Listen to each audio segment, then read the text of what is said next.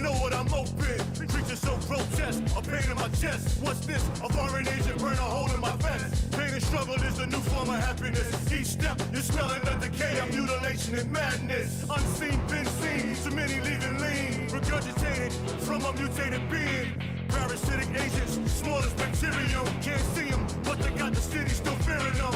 Heads explode, and the bodies roll. This ain't a gated community. Drop tops, cell phones. No fear, no shame, no pain, no rest. Chin check, you better keep spraying. It ain't over yet, but it will be over. Yes, yes. The end is begun now. But I love it. It's my kind of world. A lot of y'all scared. I can see y'all scared. Survival of the fittest. Will it be you? No hopes and no dreams. I'm useless. No cares and no fears. I'm useless. No hopes and no dreams. I'm useless. I'm useless 'cause I'm ruthless. No hopes and no dreams. I'm useless. No cares and no fears. I'm useless. No hopes and no dreams. I'm useless. I'm useless 'cause I'm ruthless. No hopes and no dreams. I'm useless. No cares and no fears. I'm useless. No hopes and no dreams. I'm useless 'cause I'm ruthless.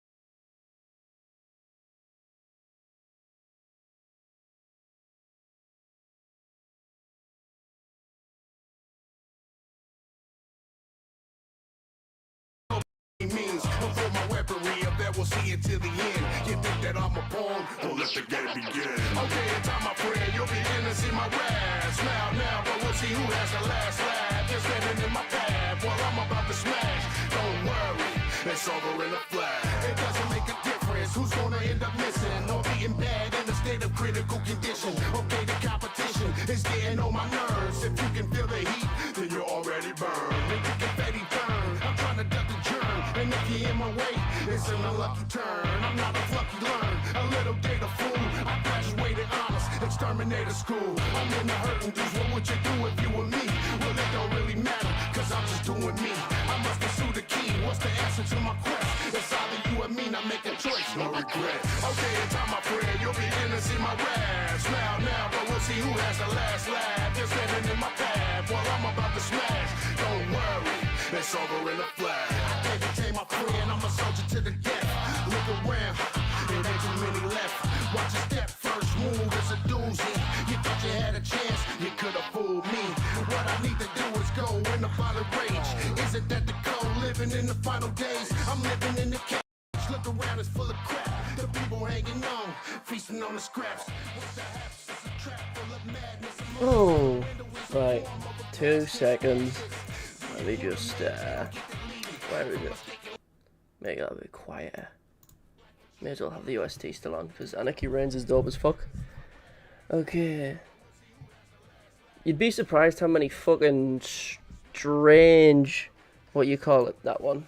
How many strange comments I get on that Miguel video now.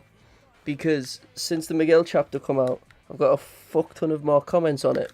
And a lot of them are pretty fucking dicey, I'm gonna be honest. But, okay then. You can just look at the screen, you can, you know, I'll probably zoom in a bit because it's a bit fucking crusty. But you can guess what I'm going to be doing here, right? It's pretty fucking blatant. I don't know if this is all the CTs, but simply due to the fact that, to be honest, what defines a curse technique is kind of irritating because there's a lot of overused language, like innate technique, barrier, like there's a lot of interchangeable language that's messed up a bunch. But anyway, I'll just go through these, how much, this isn't a power-based one, this is my preference of them. Obviously, I'll take into account their showings, so, you know, I can't talk about Boogie Woogie without mentioning who it's been used against, right? Stuff like that. JJK fans trying not to be racist. Lord, I've had so many comments on that Miguel video that are just like, Jesus Christ, man. I just think how cocky Miguel is fucking fantastic, to be honest. He shows up and he's like, Schooner, you must have been living under a rock. But also, yes, thank you, Random Diamond. It is appreciated for all the fucking shit you sent us earlier. Anyway, we're just gonna, hold up, just make sure I am online. Right, so, fuck it, let's just go in order, because this is, I think these are in the order of the character's name. So yeah, it starts off with Angel, ends with Yuta, got Mahito and stuff in the middle. So fuck it, we can go in this direction. Obviously I have to, since, as Kenjaku says in Shibuya, a cast technique is they kind of define a sorcerer's world, right? I very much have to take that into account. So with Angel, anything to do with Angel fucking irritates me, which is fucking strange, right? Because the reason I used to fucking hate Angel was simply due to the fact that she kind of took a place in the story that I thought Miguel was going to have, right? In the sense of, I always saw Miguel at some point maybe coming back with the Black Robe and freeing Gojo, or like some iteration of that. They find like another piece of, you know, the inverted spear or more Black Robe or something like that to free Gojo, instead of, oh, in the Killing Games there just happens to be a character who has the perfect curse technique to free Gojo. That felt very fucking shoehorned in, and on top of that she's also obsessed with Megumi, just so that Sukuna will have the perfect chance to disable her. Also, I've got a Sukuna finger in my hand. Don't worry about that. But Extinguishment as a CT feels very, not uncreative, but not great. That would have been so much better, my god. Yeah, because the whole point of, you know, everyone not, like Miguel and Yuta being in Africa was to look for more Black Robe. And they didn't find more Black Robe, so there was literally no point. The only point was to justify Yuta not being in Shibuya at the time, because it would have been a very different situation if he was there. Am I saying he would have fucking destroyed all the disaster curses and it would have just came down to everyone attacking Kenjaku? Probably. So, you know, it feels like Angel's introduction just felt like a way to kind of justify Yuta and Miguel just not being in the story. Like, and on like, just like on a conceptual level, oh, this disables curse techniques and it hurts curses. There's not much to it. It's pretty boring. If I don't know where I'm going to put it, I'll just put it in the center as I talk about it. Okay, what you call it? Who did a video? I think it might have been Orion, and he's called this character the Masked Man, or the Bag Masked Man. And I was like, I asked him, is that the actual name for the character? And he was like, oh yeah. Like, that's all we've got. So, like, the masked Q member, or whatever the fuck he's called, his ability to just clone himself, similar to, like, Twice, or something like that from My Hero, can just clone himself. It's, like, it's good, but it's, yet again, it's one of those things, like, which will, you know, which a lot of these things on the list suffer from, where it's, like, they just don't have enough showings to, like, justify putting them anywhere. Like, it's used by a character who's, like, he looks somewhat interesting, you know, the X in the old bag, he looks like a fucking NPC from Street Fighter 6, but, like, he took a couple punches from Young Gojo as a character, but the cast technique itself is, yeah, again, it's very simple. He can clone himself. There's nothing, it's not like, somewhat like the Limitless, where there's, like, a bunch of different facets and uses to it, where there's, like, different plays on it, to, like, extensions of it. It's just, like, he clones himself. That's it. Incredibly simple. There's nothing. I mean, I could put Angel a bit higher, just virtue of the fact that, you know, the showings with Yuta versus Sukuna was pretty cool. His use of Maximum Jacob's Ladder, very, like, nice to look at. You know, Maximum Jacob's Ladder inside Yuta's domain expansion, that's pretty cool. But the fact that it's, like, attached to the hip at Angel is, like, genuinely irritating, because I just hate Angel as a character. I really do not like her. But, that's just me, so fuck it, I'll leave it there for now, right? Cloning, yeah, again, it's just like a very simplistic ability. The Baby Boy technique was praised as powerful from Gojo. It's like that. What Boogie Woogie is, it's just used by Trust Sorcerer. I wouldn't say that. In my opinions on Boogie Woogie, if you'd seen my overrated curse techniques video, is very mixed, to be honest. I'll get to it when I get to it, but the way I feel about Boogie Woogie is very different to a lot of people. But sure, Gojo can say the curse technique is strong, but at the same time, it's like, I don't know. I don't know. Just because Gojo likes it doesn't mean I am. Now, G-War stuff, obviously, I'll just change that because it's not like a fucking, okay. I'll put that in grey. Because I like G-War stuff, right? I like Charles as a character. I did a poll before to see what people wanted a video on. And I would have been more than happy making a video on Charles because I think Charles is pretty cool, right? The ability of, like, obviously it's tied into his personality, incredibly so. Like, just simply due to the fact that, you know, he uses, like an ink pen as a blade. His war staff, right? The fact that he hits you with a fucking manga panel and he can use future sight, but at the same time, that future sight is the most broken thing in the world because it's stuck to his POV. So if you are a lot stronger than Charles, you just speed blitz him, right? Like we saw that with Akari. If you're fast enough to get around Charles, you win against Charles, right? It's as simple as that. But if you're fighting someone who like somewhat scales to him, if you have that CT and you're fighting someone who's relative to you, if you land one hit, it's a snowball technique.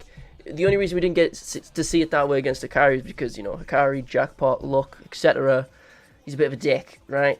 But normally in that scenario, it would just, like, you can see 1 second in the future, and then you can see 2, and then you can just see their entire fucking lifetime, because the more blood you get on it, the more you can see.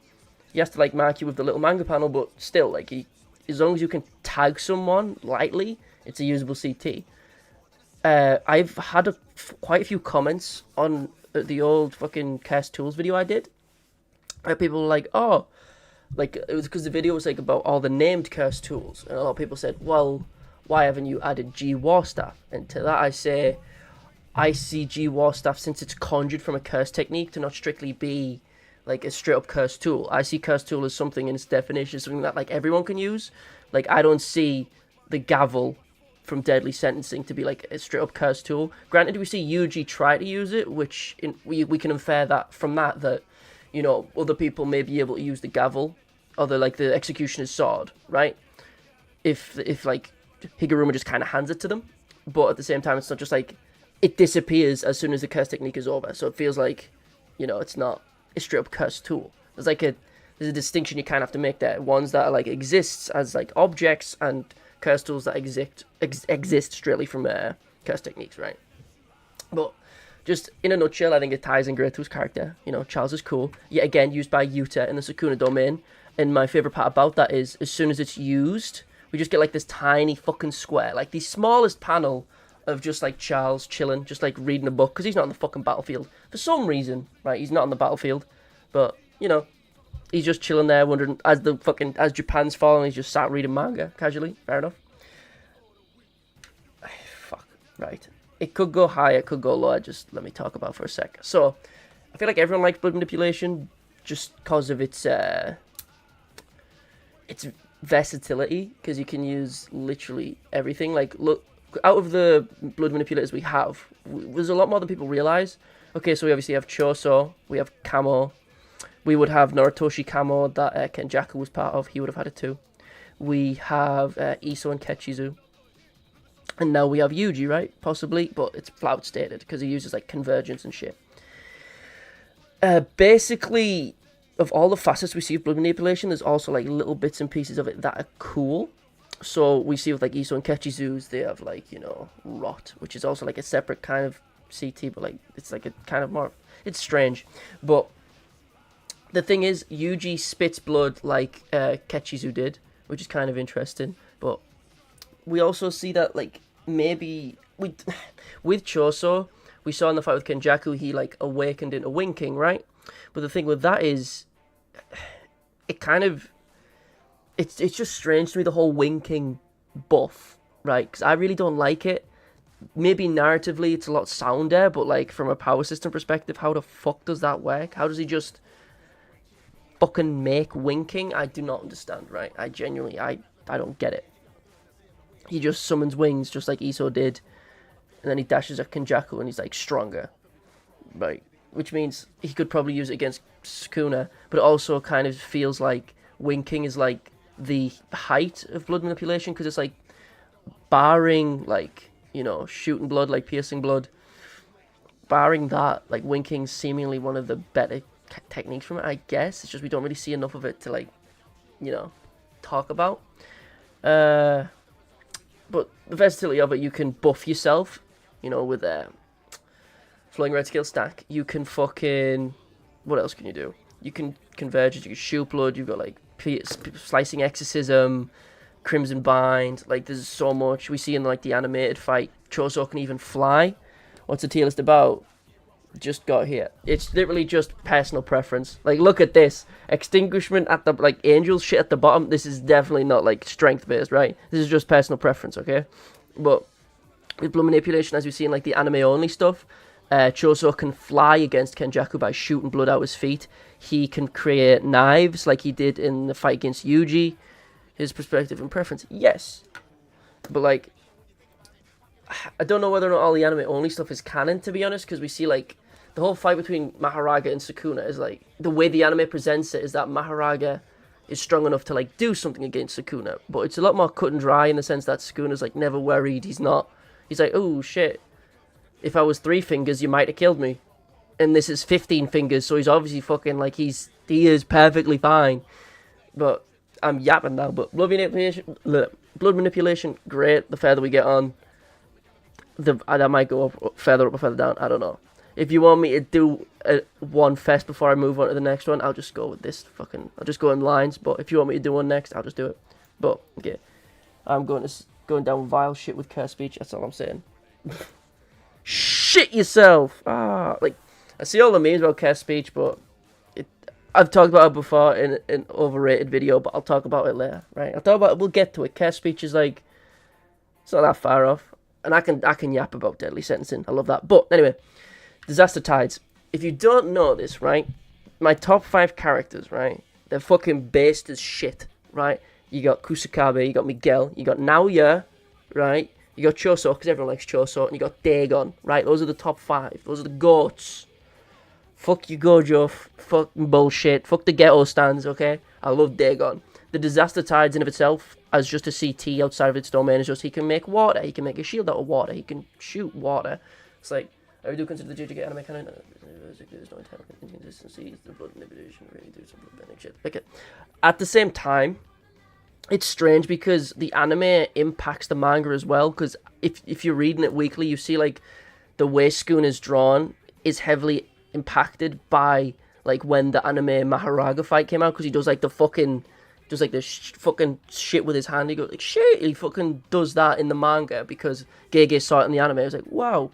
I don't know how much input Gege has over it. I don't know if it's canon. You consider it canon? It's fair enough. You can. I'm not saying it's not. I don't know how I feel about it, but it's pretty dope.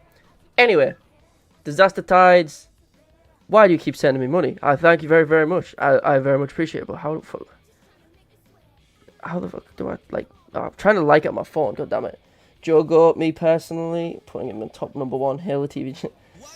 Most based, what the fucking hell. I forgot I had that little notification. Thank you very much. Thank you very, very much. You gave me like fucking 25 quid. Like, you give me 20 quid before the stream even started. Jesus Christ. I'll take it. Thank you very much. But Jesus Christ, dude. Anyway. Dagon, right, is sick as fuck. Basically, if you don't know... I'm going to say this now. Dagon. It's not Dagon. It's Dagon, right? The character itself is a huge H.P. Lovecraft reference because he looks like Cthulhu, has the name Dagon, which is the name of a different Lovecraft story. You know, like, he's a big Lovecraft reference, and it's pronounced Dagon, right? Because it's from the story of, like... I could yell about Lovecraft as well, but, like, basically, if someone fucking says Dagon instead of Dagon... it sets me off. What am I doing if I ever got cursed speech? Bruh. No pause, bruh. Anyway, Disaster Tides, not much to say about them. Just outside of the domain, well, since H.P. Lovecraft works are amazing, not gonna lie, that's the correct answer. Since he's the first one that includes this fucking domain, we'll talk about the domain. The captivating Skander, fuck, I forget the full name. The captivating Tides of the Skander, or whatever the fuck's called. Days Gone video game. Days Gone is okay, whatever. Dagon his domain expansion is very intriguing, and it's one of those where a lot of people, if they don't have an anti-domain ability, they're screwed, because he can summon infinite fish at you that, well, Shikigami, cursed spirits, he can summon infinite amount that are invisible, right? The way the anime presents it a lot of the time, because you can see them, like, the only reason we can see them most of the time is because we see them after Megumi's breaking through the domain, and since at that point his domain is being broken, the Shua hit effect is lost, so you can see the Shikigami he summons, right? The way it looks for everyone else is usually when it's like at the start, where Naobito's doing Falling Blossom Emotion and Maki is just eating shit. That's what usually happens, right? When Nanami is getting all fucked up, that's usually what happens. Dagon would have won if it wasn't for that bum father. Yeah. Oh, hands down. Even if Megumi was there, it doesn't make a difference. Like, it's either, you could argue, either it's a draw because he summons Maharaga, or it's just a fat L for everyone involved. Like, this is grade 1 Nanami, special grade 1 Naobito, grade 4 Maki, and fucking, what you call it, and Megumi, who I think's grade 2 at the time, or semi-grade 1. No, he's grade 2, but it's also, you know, he has the 10 shadows, so he's a bit higher than that, but whatever. Shikigami in Pokemon. Well, it's all just fucking fish, bro. I don't give a fuck. But, yeah. Fuck it. I like the Disaster Tides. I fucking love Dagon, just how it's a huge fucking Lovecraft reference, because Dagon, if you didn't know, in Lovecraft is kind of like a god of the sea. He's like, he just sends his people to fuck humans, and in return, he gives them gold. Like, Dagon's just a cool fucking character in the fucking H.P. Lovecraft lore, and he's a fucking really... Okay, there is one thing I don't like about Dagon, right? This has nothing to do with CT. When Gojo is fighting Hanami, Jogo, Choso, and Mahito, can Jaku and Dagon just watch? And then it takes all of that and a bunch of other shit to happen to where Dagon's eating people and he gets attacked by Naobito. It takes that entire time for Dagon to realize that Hanami is dead. That's when he gets sad. Not when he saw Hanami get turned to paste on the wall. Dagon gets sad when he gets punched in the mouth and remembers that Hanami's dead. Like, he watched it happen. He didn't it didn't erupt. Yes, he was like just a womb at the time, but it's like he's just a silly little boy. I don't think Megumi would have summoned Maharaga because his friends were there and Big Raga would have killed him. Megumi had a domain, so he would have died before any of his pals. I mean, it was his second use of his domain and his nose was already bleeding, right?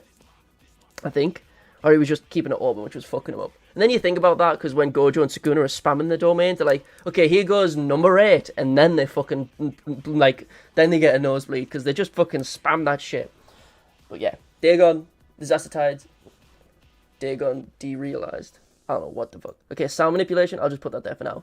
I think Gaku Ganji as a concept is intriguing. He's obviously just like kind of the Yamamoto character. You know, old head, classic fucking just old strong guy. But the thing is, since Gojo is the absolute power ceiling of the verse, Gaku Ganji seems so much fucking weaker. But at the same time, you have to remember, he is the principal, which means he must have some strength. Granted, this is just a title, but at the same time, he must have something, right? He is grade 1. Granted, he struggled against a Junpei, Jirei, I forget the name of the blacksmith who wants to turn him into a wallet. He was fighting him a bunch when he was using sound manipulation, and we never saw sound manipulation again. We don't even see we get it off screen. Like, the fight between Yaga and Gaku Ganji is off screen, which is really fucking stupid. Yes, they're both grade 1, which means it puts them in the same realm as Nanami, Meme, etc. But we don't know the extent of it.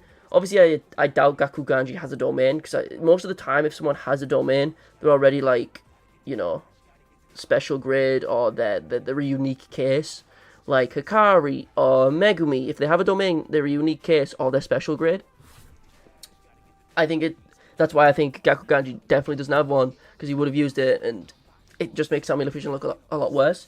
Human amputation would have gotten packed up by a raccoon man if it was not for the zesty strongest. You just said a fuck ton of strange words, dude. Holy fuck. He lowers Diff's potential special grade Yaga, to be fair. He doesn't low Diff him. He's all cut the fuck up. The off-screen fight? Hold up. I've got all the fucking manga just sat there. Right. The fight between Yaga and Gaku Ganji is, it seems very, what you call it? Because they're both, like, cut the fuck up. Like, Gaku Ganji, he has, like, marks and shit on his head. I don't know if it's, like, I don't know if you can see this. Can you see this? No, oh, yeah, you can see that. Great. Like, He did. He has like a mark. He has marks and shit on his head. He didn't like law diff Yaga. Like it wasn't. He's like he's got bruises and shit. That's like the start of the fight. That's the end of it. Obviously Yaga has more damage on him because he fucking died. But at the same time, it's I don't know. I think Yaga gave him some damage, right? Hear me out, Miguel CT makes every hit a black flash in his domain is... Ugh, bruh. People say... I've got, like, worse shit in the comments of the Miguel video, but that is a rogue fucking comment. My media literacy. Bro, you a Chainsaw Man fan? Seems like it. But I do like, Scott Pilgrim. I do like the idea of just shooting lightning out of a guitar. It is cool in concept. It's just one of those techniques that suffers. But I really like the aesthetic, right? I think it's not the most creative thing in the world, but it looks cool. Just shooting lightning bolts of cursed energy out of a guitar.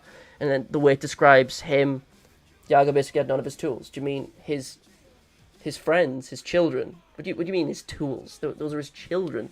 That's fucked up. But yeah. I just really like the aesthetic. It could probably go a bit higher, but I'll leave that for now. I'm just putting it in good for now as I talk about it.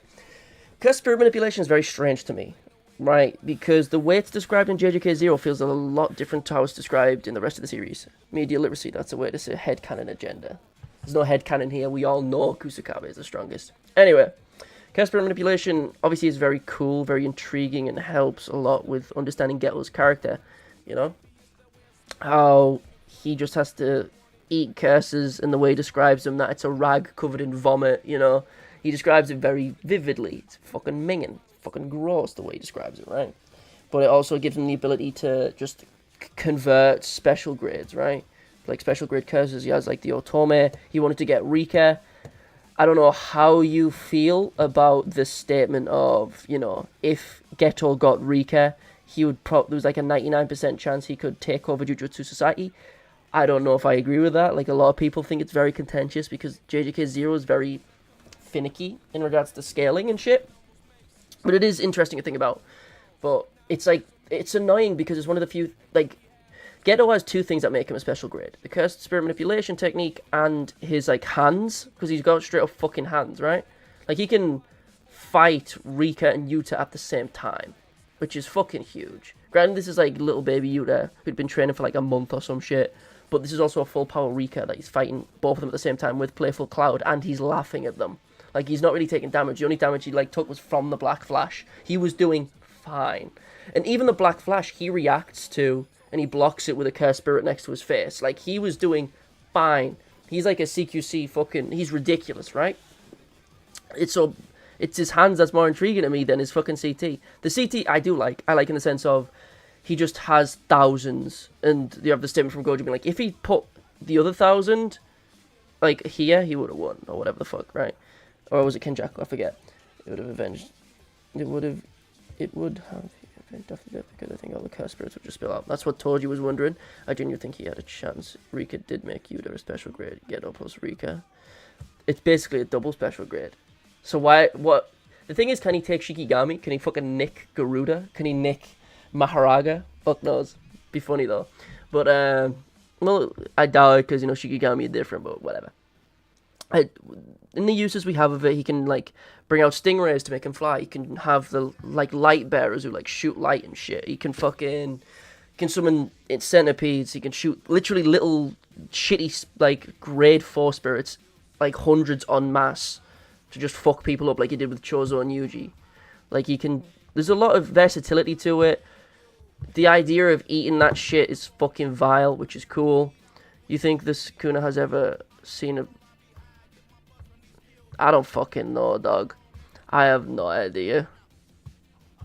But, fuck it. I like how it's... I just like it in the sense of how it's described more so than how it's used. How it's this technique that basically allows Geto to make an army as big as he wants, as long as he's got time.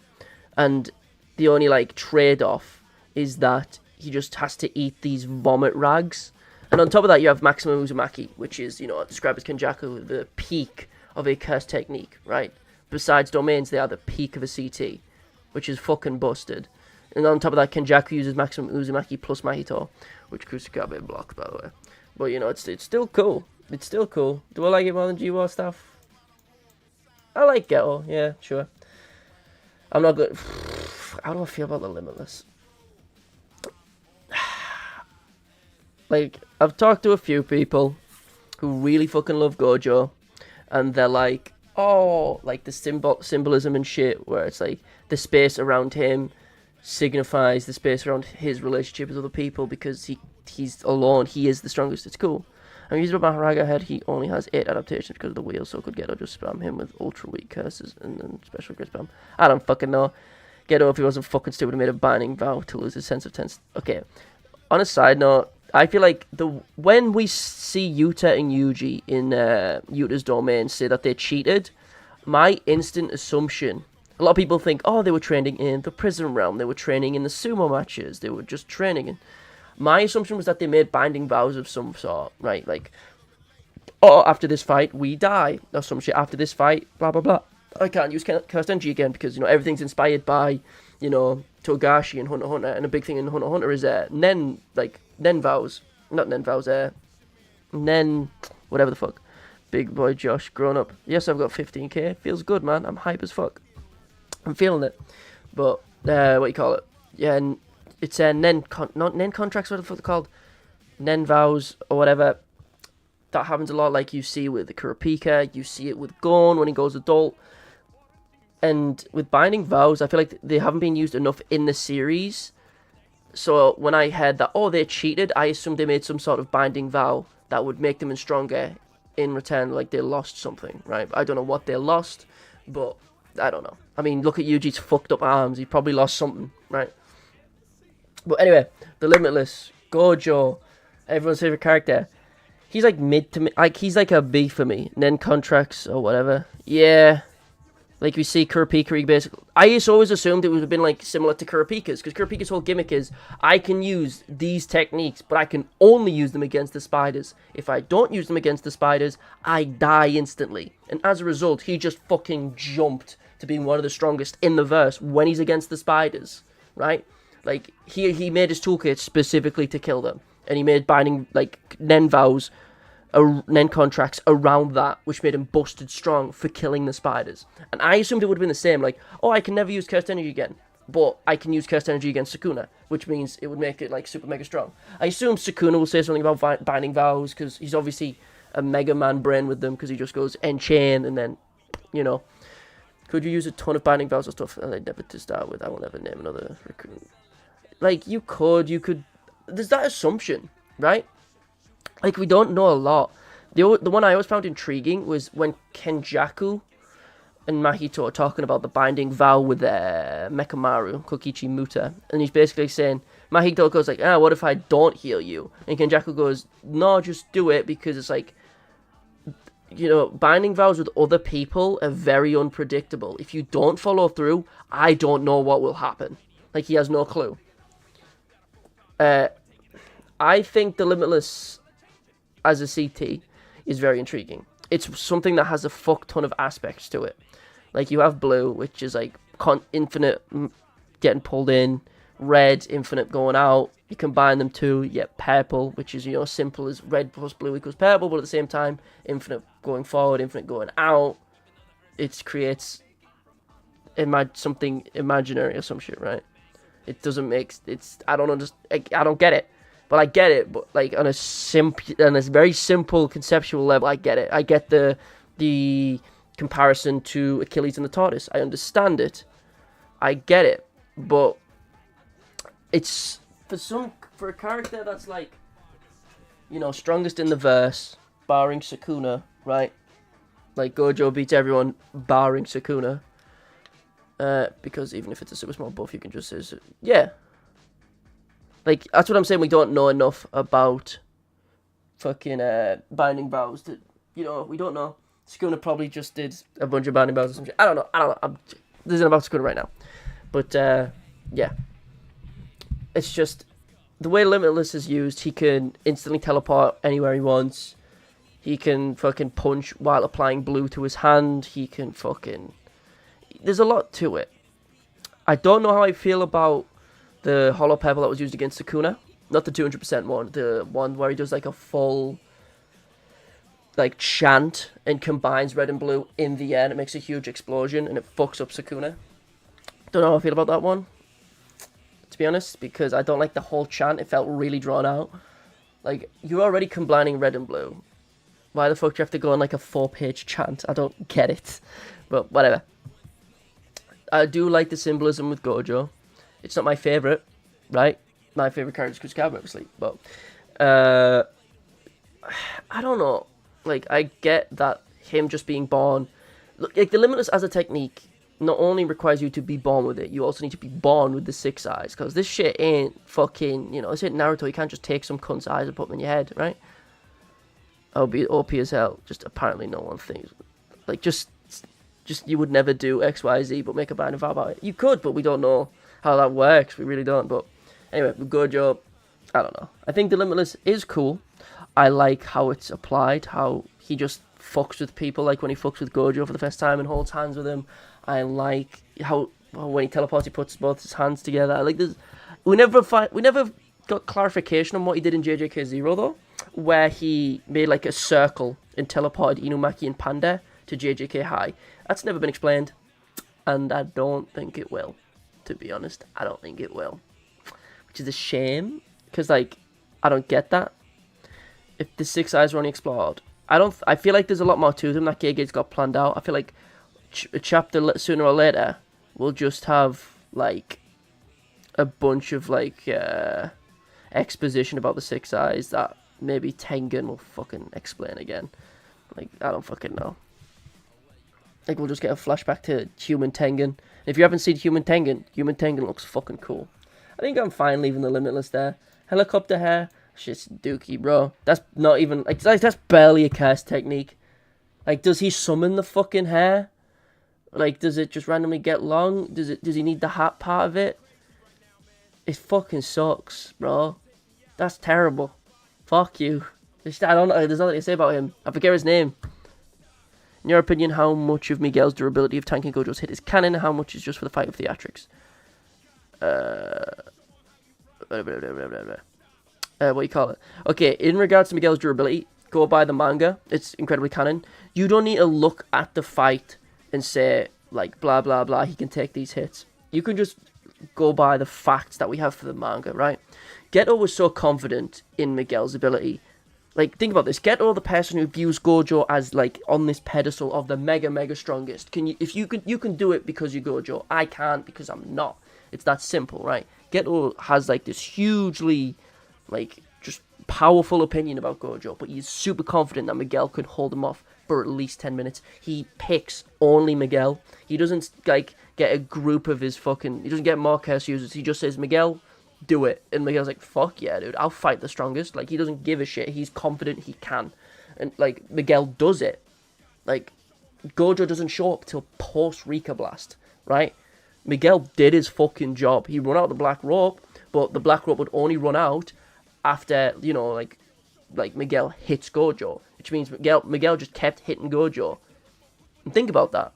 Like, Gojo got hit the first time, realized, oh shit, I took damage, but then he still kept getting hit by it because there's no rope left, which is insane, right? Think about that. That's ridiculous. Yeah, you're right. Geto don't trust like that. It's not that Geto doesn't trust people. It's that Geto views Gojo in such, has him on such a fucking, you know, high pedestal because he is the strongest in the verse at that time. He is the pinnacle of strength, and Geto knows that, and that's why Geto just sees him as so high. Yeah, he knows Miguel can hold him off. I think that's like ridiculous, right? That's ridiculous. And I've seen so many fights. You've never realized that. You should watch my Miguel video again, bro. I say it in there. It's in there. I say, like, Geto is confident enough that, you know, he can box with Gojo for long enough for him to get Rika. You know, he's confident that he can stall. Also, in the anime, I know for a fact that he was shown dodging one punch. The punch he dodged is where he's, like, on the fucking curses, like, he's on top of the curse and he, like, dodges his head out the way.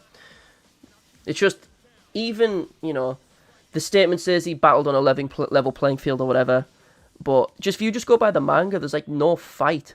It's just he hits him with the rope, Gojo reacts to being burnt and goes like, this rope's weird. and then they continue the fight off screen. And Yuta Black Flash, Yuta fucking Rika Blast, that happens, and Miguel's still fighting him off screen. It's ridiculous. But Idle Death Gamble and Private Pure Love Train, I'm mixed on him, because Private Pure Love Train, like Idle Death Gamble, I have a pet peeve with them, and I mentioned that in my overrated curse techniques video, is that despite the fact that it's like Higuruma's, where his curse technique came with domain, he uses the curse technique outside of his domain. When we first see it, he gets trapped in, like, he traps Yuji like that with the fucking train doors, which means he can spawn aspects, he can spawn the visual effects outside of his domain. He can spawn the doors, which probably means he can spawn the pachinko balls too, right? So in my head, I'm like, the curse technique without the domain is fucking trash, right? If he just, for whatever reason, can't use his fucking domain, he can't use, like, the CT is just terrible and so on. Also, I don't even think Miguel was even taking the fight that serious, because he was smiling and joking the whole time. I wouldn't say that he's not taking it serious. I would not say that at all. What I would say is he was just having a grand old time. Because the thing with JJK is that, you know, for a lot of fights, like, people are enjoying themselves. Look at the fight with Ryu and Yuta. They're smiling. They're having fun. Look at the fight with Gojo and Sukuna. They're smiling the entire time. They're having fucking fun with it. Like, I wouldn't say it's that he's not trying or he's not taking it serious. I'd say he's just enjoying it because he's fighting the strongest. It's fine. I'm fine with it. But Idle Death Gamble, while I do like the domain expansion, and it's very much Hunter x Hunter-esque, like, depth, where it's, like, super fucking ridiculous, like, in the sense of you have, like, a 2-page, well, technically 3 pages, explaining the entire fucking domain. Okay, the Surefire hit effect is that it puts all this information in your head. Here's all this information. Here's every single visual effect. Here's the different coloured doors and, like, pachinko balls. Here's how they all work. Here's the manga storyline that needs to go through. Here's the jackpot rolls he needs to hit. Like, there's so much to it that you feel like the character getting hit with it. Like, you can understand it if you just, like, think about it and you read it. Like, you can understand it, but there's so much to it. It's fucking irritating. Like, I think Akari's character is cool. Design of Tyler Durden, has a fight club. Fucking cool looking dude. He walks in to fight Urame with fucking, like, just J's on. Like, he's a cool character. And Idle Death Gamble is cool. It, like, highlights his, like, I don't know, his, like, playful nature. Because he's, like, his domain expansion, his curse technique is based around a fucking manga. And not even if that's based off a pachinko machine, based off his favourite manga. Which is, like, just fucking intriguing. It's cool. Do I like it more than the Limitless? I don't fucking know, dude. Dude, I don't know. I guess, because I like the idea of just, like, you're in a super intense situation, you're just flicking pachinko balls at people. And I like how it's displayed in the fight with Kashimo, where he's just, like, where he gets zapped in the front of his head. So he's like, I'll just heal from the front and go back. Whew. Like, how he is literally immortal. And Uraume even says, Uraume, the biggest Sukuna Glazer, only second to Gege, right, says, your RCT is better than fucking Gojo and Sukuna. Like, this RCT is ridiculous. Because Uraume blasts off his fucking arm, and he immediately grows it back and fucking goes for it, like a hook, which is ridiculous, right? Like, I don't, like, the curse technique itself is kind of boring. Like, not boring, but there's, like, a lot to it. It's just a big read that there's a lot to think about. But it's, like, showings of, like, the immortality he gets from a jackpot is cooler. Where, like, he's getting his stomach blown out, doesn't matter. Fucking Idle Death Gamble. Like, he either instantly grows something back, or if the time is over, domain expansion again. Like, he just keeps going, which is cool. It's a cool fucking thing. Airplane hair, don't need to say. Hanyu's airplane hair, I remember that fucking name. She fucking sucks. Do not give a shit. Like, that's terrible, bro. Okay, Deadly Sentencing, fucking S tier, bro. Right. The immortality part is the best part he gets. Yeah, that makes sense. He didn't have a single bruise at the end, too. People argue that is because Gojo wouldn't kill him. Most people go unconscious before they die. That was the last Miguel glazing, I swear. Bro, you've seen the Miguel video or whatever the fuck. I'm a big Miguel glazer, bro. Dude's fucking cool. But anyway, Deadly Sentencing. I was thinking about doing a Higuruma video before, right? Because with my channel, I tend to cover characters that aren't covered a lot, characters that are, like, kind of overlooked or forgotten about a bunch. Hence why I did videos on, like, Naoya, Miguel, etc. Kusakabe and shit. But I feel like Higuruma was, like, at the time, he was, like, having his major showdown with Sukuna. So I was like, I'll put it off for a while. Wait till Like, we know for a fact, like, he's dead or whatever the fuck. So he's, like, forgotten a bit before I even start that. But the thing I love about Higuruma and how it's tied into his CT is his entire character is kind of like a commentary on the Japanese justice system, right? You get ready for some fucking info, right? Because the Japanese justice system is mega fucked, right? The conviction rate in Japan is 99%. Doesn't matter if you're guilty, doesn't matter if you're innocent, you're going to jail, right? It's that simple. You're going to jail. And how that ties in with fucking Higuruma's character in, like, the sense of he knows the people he's defending are innocent, but that doesn't matter. It does not matter. He's not the judge. He doesn't get to say whether or not this person's life gets ruined and gets sent to jail. It does not matter. With his curse technique and his domain, he becomes the judge, right? He gets to change that. It gives him every bit of evidence he needs. It gives him the whole truth and nothing but the truth. He gets literal evidence of the crimes that have been committed. Almost a comment on justice itself. I'd say it is on justice, but more specifically, a lot, since, you know, it's a manga, a little bit of on the actual Japanese justice system itself, because we see it when we get the flashback with Higuruma and his defendant just getting sent to jail. He's like, yeah, I tried, but you're getting sent to jail. There was nothing he could do. Like, it's fucked. It's intriguing though. But in regards to deadly sentencing, I appreciate how it works. So you can't be violent towards the judge. It's like an actual courtroom, right? You can ask for retrials. It acts like a courtroom. It's very intriguing, right? It's his whole entire character, including the CT, as I said, is a commentary on either justice, as you say, or like on top of that, as well as, you know, the Japanese justice system and shit like that. I love it. I like how also it's like a mega hacks ability as well, right? So you get the executioner's sword, so you can insta-kill people, which is mega busted. Also feels kind of shitty because the 2 times we see it doesn't do nothing, but also still really fucking cool. It's a one-tap ability. And even Sukuna's like, I'm not getting hit by it. So he cuts off his own fucking arm. And that arm still isn't healed yet. Even after he landed a Black Flash and would have had, like, amped up RCT, still doesn't heal the chopped off hand that Higuruma took off. Still pretty cool. Or that he took off to stop from Higuruma killing him, but, like, it's cool. You can also morph the mallet to be larger. You can make it, like, a fucking Kusarigama, like, have it wiggle around. Like, there's a lot of depth to that, like, aspect of the gavel as well, right? But I just like the idea of the deadly sentencing itself. I think that deadly sentencing only works if the accused doesn't have a gun, because if it confiscates CT, not items. Not necessarily because you can't be violent in the courtroom. It takes away cursed techniques or cursed energy. Like, as we see with Yuji, it takes away his cursed energy, so he's still fighting with just raw strength, which makes, like, the showings for Yuji against Higuruma busted, because this is cursed energyless Yuji fighting fucking Higuruma, and he's winning. Even though he's in a scenario where one scratch will fucking kill him from the execution sword, he's still winning, which is busted strong. But as we see with, like, later on with the fight against Sukuna, Higuruma steps the fuck up, insta lands RCT. I'm pretty sure that hand healed. No, I promise you, it's not healed. I've checked. I like, in the Kusakabe video I did, I made like a little animation at the start, and his silhouette, shit's still not healed. Like, it's not. Do I have the latest chapter? I don't think I do. I have chapter 253. I have the second latest chapter. Hold up. Like, you have that panel just before the Kusakabe showdown, and the arm's still not healed. That's post Black Flash. Still not healed. But when Miguel shows up, it's still not fully healed. I wonder if Hikari Jackpot or Executioner Sword takes apart. I have no idea. Because the way domains interact, I have no idea.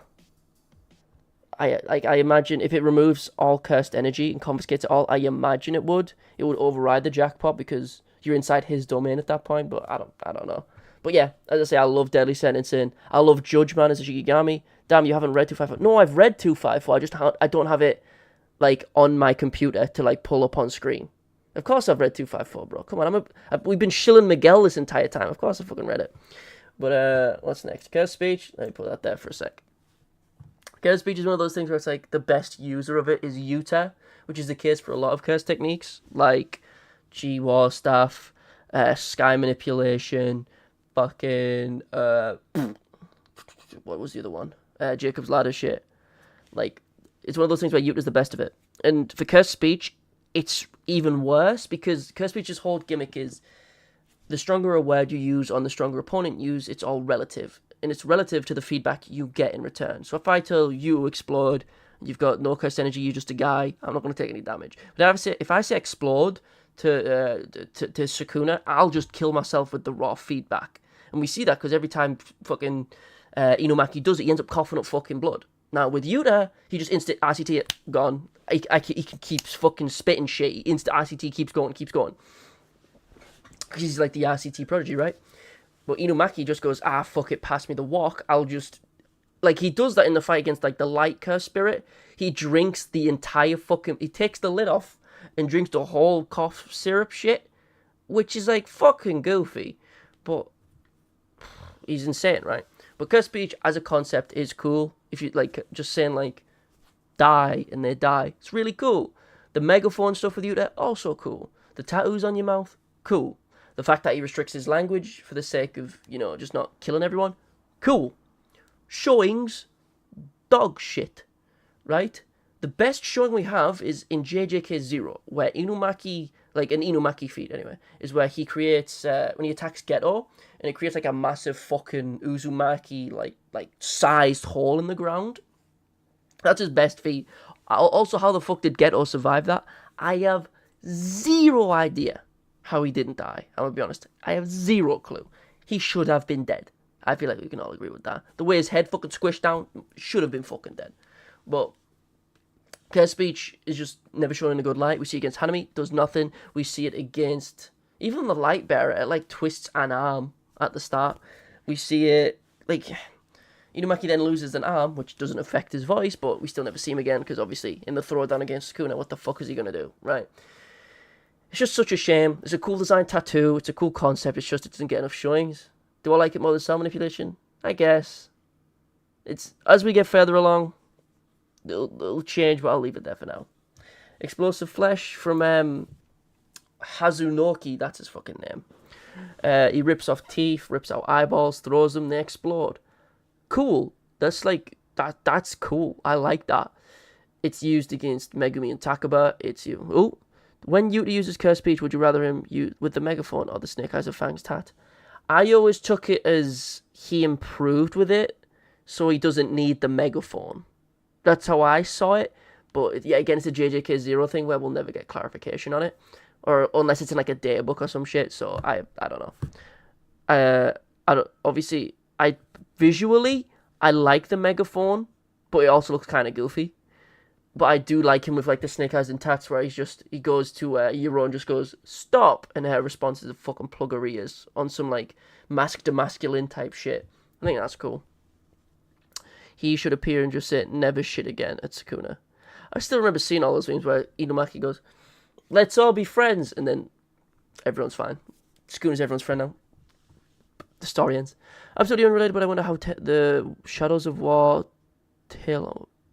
What the... What? Do you mean Talion? Talion. I was reinstalling Shadow of War as this, like, earlier today, which is very strange that you've said that. It's very strange that you said that. Cool. Funny coincidence. But anyway, Explosive Flesh, really cool. Henceforth, Sukuna dies from constipation. But anyway, Explosive Flesh, Hazunoki as a character is like a big nothing. There's nothing to him. And Explosive Flesh, does it reflect him as a character? I don't know. Like, there's nothing, I don't know anything about his character to tell you if it reflects him very well. He uses it with Reggie. Reggie's more interesting. And his CT is pretty fucking cool. But Explosive Flesh, yeah, again, it's one of those things where it's, like, cooler in concept and how it's used, but not what it does. Like, Yuta doesn't take it. Yuta probably doesn't fucking want it. It's just, like, it's a whatever technique. Inverse. Same sort of thing again. Don't really give a shit about it. Awasaka. That's his fucking name. Awasaka. It is cool, right?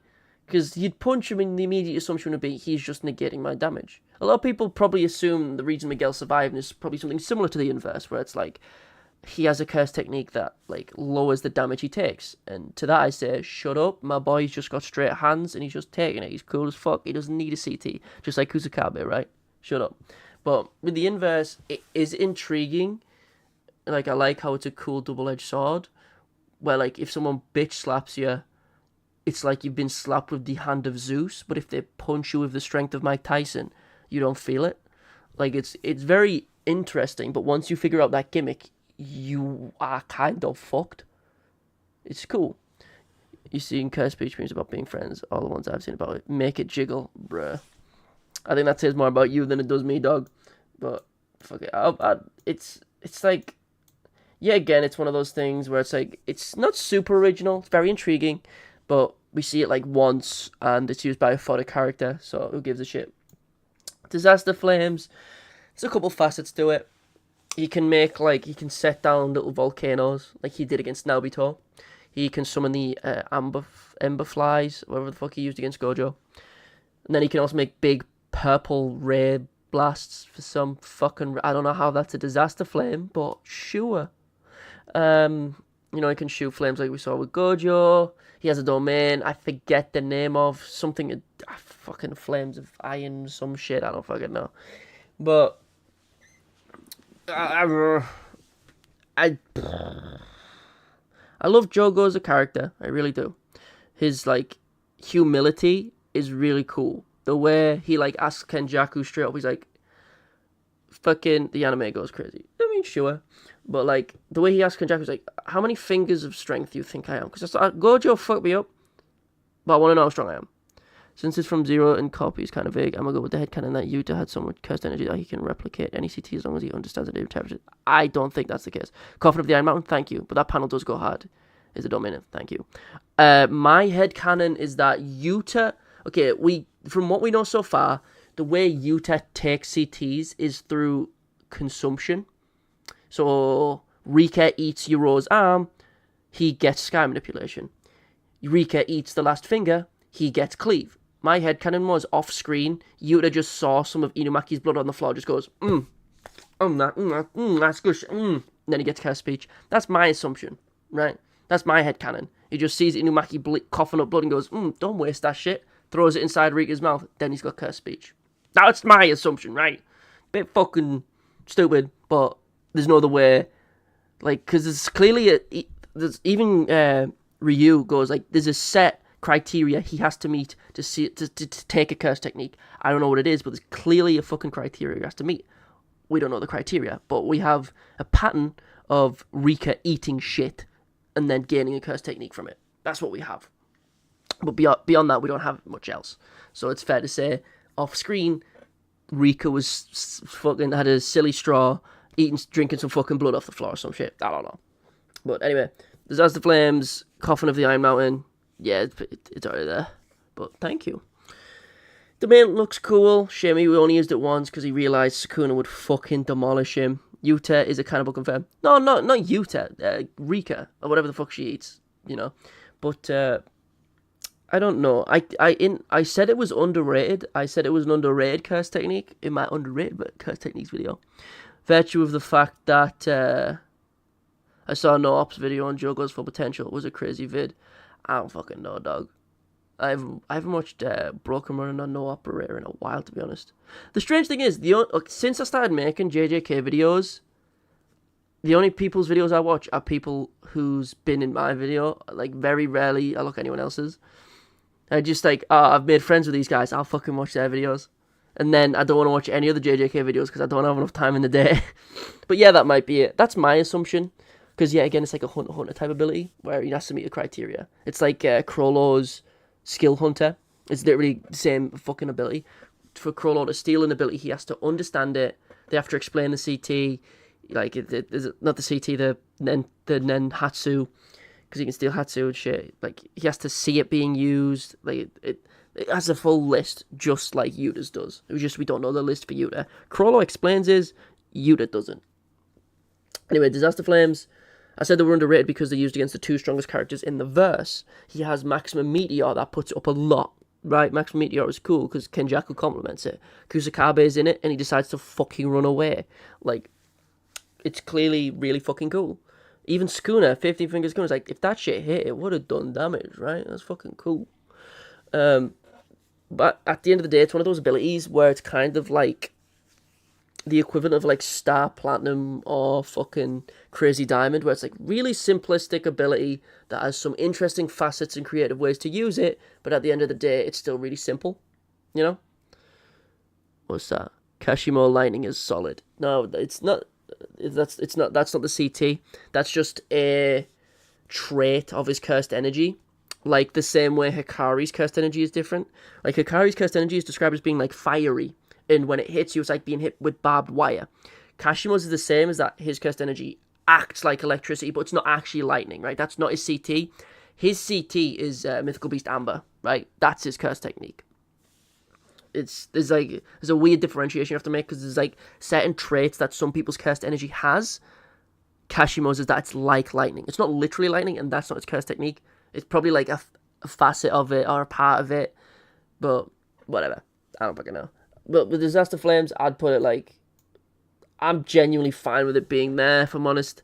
It's not super complicated. You have Max Meteor, you have the Amber fucking Flies, whatever the fuck. That's also solid. It's really cool. Fuck it, let's talk about Mythical Beast Amber. Fucking Kashimo. Kashimo memes aside, he's fodder, he's the strongest farmer alive, he's blah blah blah, right? Still bear in mind, you know, it's kind of like Nen transmuting. Yeah, that's a great way to put it. Whilst electricity isn't, you know, Killua's Hatsu, is it? No, it's not his Hatsu, right? His Hatsu's like it's just, his Nen takes the form of lightning, but that's not his Hatsu. His Hatsu is like Stun Gun or Godspeed or, you know, fucking that kind of shit, right? It's been a while since I've read Hunter x Hunter, so don't fucking... You can get what I'm trying to say, though, right? It's just, he stabs himself with a taser and goes, lightning, fucking cool, and, you know, he decides that his transmutation would be electricity, the stronger. Anyway, Mythical Beast Amber kind of annoys me, because, let me ask you this question. How the fuck did Kashimo know that that was his curse technique, if it's a single use, right? I've talked to this with a couple people, and they're like, oh, maybe it's like innate, and he just kind of knows. That could be true. My poor Kashimo agenda, at least I get sold stocks while we're high, is a binding, fucking hell, holy shit, okay. Is a binding vow proportional, like relative? Like, I will die after this battle, different for a dude with 3 days to live. I assume so. I assume it's like based on meaning. Take it to be like in Chainsaw Man, if you've read the most recent chapters, where it's like, it's perception. So, you bought these turrets with like $5, but $5 is all you've got in your account. Those are going to be some strong fucking turrets, because that was your last $5, bro. If you have $1 million and you bought those turrets for $5, they're going to be fuck all to you. So they're going to be weak. But if that's your last $5, they're going to be really fucking strong. That's how I see it. What if it's an inherited technique? Possibly, but it's never stated. We don't really know. And he just never had kids. Probably not. Kashimo's fucking great with syrup, bruh. His CT is a fucking suicide technique. And it's not even like a good suicide technique. It's not like Maharaga, where it's like a guaranteed draw. It's, I'm going to fight you. I'm going to fucking, it's like a Rengoku thing, right? It's just like, boom, I'm going to bend my fucking heart. If I don't win, fuck. If I do win, I'm still going to die. Like, Mythical Beast Amber is really cool. You can fucking riot, I can tell you that now. It's dog shit. But is Yorozu's... Okay, Yorozu's construction isn't here, so I'll have to talk about that. But Mythical Beast Amber, I like the design of it. He gets the 3 eyes, he gets the gas mask, he can shoot out the gas mask looking thing. He is beating up Asakuna, then he gets 4 arms, he gets washed while splitting Twin Meteor, you know, fucked up. But I love the design. I think it's cool looking. I like Kashimo as a character. It doesn't, like... despite the fact... Like, when I look at it, I imagine it's based off like a lightning-based yokai or some shit, but when I look at Mythical Beast Amber, I don't think, oh, lightning. I look at it and I think, what the fuck? He's got like a gas mask and 3 eyes. Like, it doesn't, when I look at it, it doesn't correlate to his like lightning abilities. Maybe that's just me. When I look at fucking Kashimo, by the way, to me it looks like he's got batteries, like double A's coming out of his fucking head because his hair's weird. But whatever. When I put lightning above fire, maybe. Yeah, that's fine. Body swapping, I mean... It's pretty much immortality. It's like Dr. Giro type shit. He gave me so many hopes for a moment. Heard electromagnetism. The amount of fucking OC fan bullshit I see. Well, if he can control all weather phenomenon, he can make it rain frogs. He can summon lightning clouds that will one-shot Sakuna. Fucking clearly not, lad. He's been fucking sliced in half for like 20 chapters. Sure up. Like, there was some stupid fucking takes when that CT got revealed. Silly beans, and then died. Yep, mega dead. But anyway, Kenjaku. I think the stitches on his forehead, pretty cool looking. I love Frankenstein, pretty cool guy. The fact that he's been alive for thousands of years through this form of immortality, which feels like an imitation of Tengen's, but like a weaker version, because Tengen still needs to like consume like a poor girl every couple of 100 years, but Kenjaku has to do it for like every lifespan. Like, he just doesn't keep him alive longer. Kenjaku's hair looks like things that generators know. Like a pylon, I don't know. ESP when electromagnet runs between them. I don't fucking know. I just thought he looked like AA batteries or like Frankenstein's neck bolts coming out his hair. I don't fucking know. I mean, maybe, possibly, I don't know. But the body swap and stuff is kind of cool. I like the fact that his little brain has a mouth, which is the most completely useless thing in the world. Because if he's entering someone's body and becoming them, they'll have a fucking mouth. So why does his brain have a mouth? Like, I do not. Why? Is it just to make it look creepier? I guess, but you could have done something else besides give the brain a mouth. Why would the brain need a mouth? Don't know. Maybe Tengen made Kenjaku's brain. I don't fucking know. Body swapping though, it's cool. Sure. Oh my god, fucking love Rendezvous. Okay, I'm sorry. I don't know if you guys are big Kirara fans. Kirara's kind of cool, but holy fuck, this fucking CT is the biggest gimmick. This shit seems like when this chapter came out, it felt like the most like enemy of the week type CT to me, right? Hold up. Have you seen the memes about idol transfiguration? What memes? To ask consent. What? Maybe so he can survive outside of the body to eat. But his whole gimmick is to steal bodies. Why would he be outside of a body? He'd be a brain that could get destroyed from oxidizing. He'd be fucked. I don't know. What's it called? Fucking. Where did I put it? Love Rendezvous is fucking stupid. Right? It's very stupid. If you don't know this exact star constellation and the order of the constellation, I win. Or I guess you could like brute force it. Like if you had like the inverted spear of heaven or some shit and you just like stabbed through the objects, you could probably like stab through. Because it can stab through the limitless, which means you can stab through space-based curse techniques.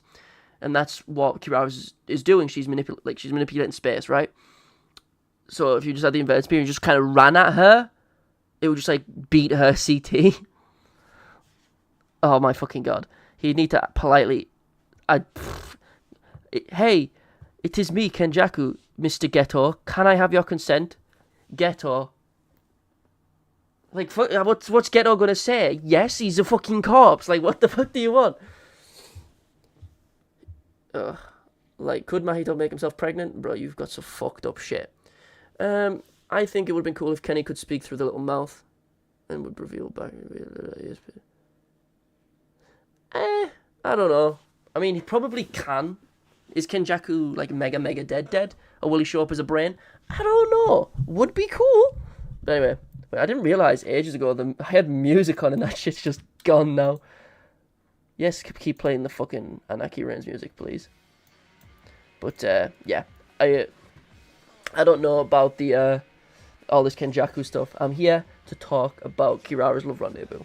So if you don't know Horcrux, I don't remember the full fucking thing. It wasn't me that made that dog, bruh.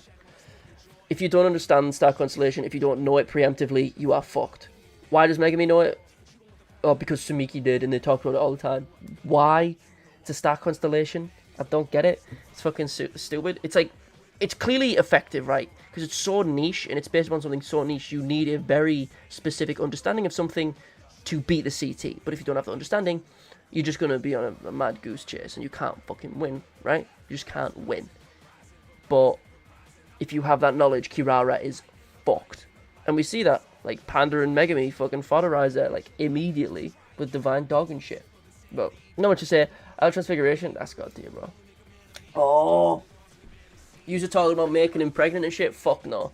I love the fact that, let me word it like this for you, right? Gege gave the cure to cancer to an absolute fucking psychopath. This man made a heavenly restriction, took the restriction and made it just heavenly, right? Idol Transfiguration, mega busted. Sumiki just really liked astrology. That doesn't seem like a cop-out at all. Sukuna killer, the femboy dies in seconds. Yeah. Don't know why everyone made Kashimo a femboy, bro. I don't, he's a fucking... It's 400-year-old man. What is wrong with you?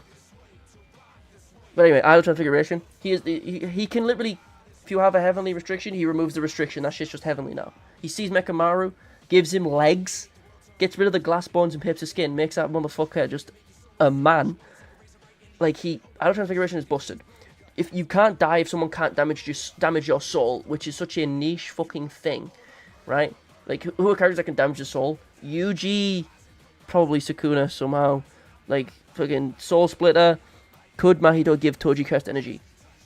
I don't think so, simply due to the fact that Maki would have been around during when the Culling Games barrier went up, which would have gave, like, people who were deemed worthy cursed energy, and Maki didn't get it. Granted, those were all picked out by Kenjakus and shit, but maybe, I doubt it, but maybe, because it's, like, manipulating the body, which is also intrinsic to the soul, so I imagine it's mainly just, like, you can manipulate the soul, right? Sumiki would be into astrology because the plot needs it. Literally second to Gojo kind of shit. Yep. Yeah, it was a stupid fucking... It felt like a power that Gege thought of and just really wanted to use and then needed a bullshit way out to beat it. Oh, Sumiki loved astrology, so yeah. It felt very ham-fisted. But whatever. Where did I put it? What was I talking about? Idle transfiguration. I like the idea of just transfigure your own soul. Give yourself a Warframe Excalibur armor set. Cool. Shoot spikes out your fucking elbows. Like, the spirit body of Distorted Killing looks cool. Doesn't look, the thing with it that annoys me is that it doesn't look like Mahito anymore. Like, it doesn't look like Mahito. Obviously, when, like, the mask breaks, it looks like him. But, like, you look at that armor set, that, like, form of Mahito, and most people wouldn't immediately go, oh, that's Mahito. They'd go, who's this new fucking spirit? Right? Like, the colour palette is barely even the same either, right? But it's still pretty cool. I like the fact that it needs to be hand contact, right? He still needs to, like, grab you. There is one thing that does annoy me, though. The distinction between who can survive it. Nobara gets one-tapped. Nanami takes multiple hits of it. Idle transfigure also kind of works with, like, cursed spirit manipulation in a way. If it's proportional to power and you combine sorcerers after it looks like Frieza. I do not think that looks like Frieza. Look at my fucking profile pic. Motherfucker, I love Dragon Ball. I got Cooler on the fucking mic stand. That dude does not look like Frieza, right? Mahito looks too buff. That's not my problem with it. It's just that it's a huge, like, departure from his initial design. It's not like a bad thing. I still like the look of it. It looks like a Warframe, but it's still cool. I really do like the idea of it, though. Like, the fact that Gege took this ability that could cure any disease, cure any disability, and gave it to a complete monster.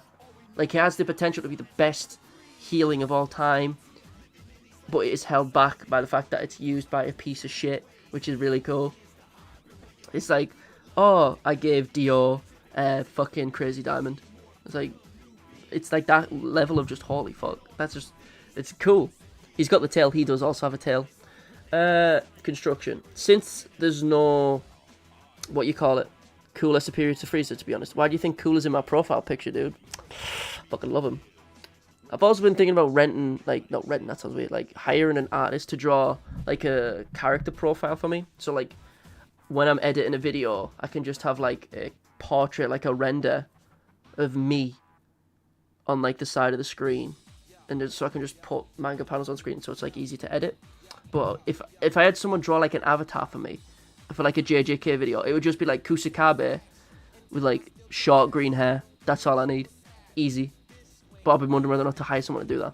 I'll for, like, $5 or some shit. I think I might do it this week or next week. But anyway, he's literally the Miracle Man. He could be the Miracle Man, but he's just a dick. Anyway, construction. With construction, as I've said in videos before, you need to make the distinction between Mai and Yorozu, right? Big fucking difference, right?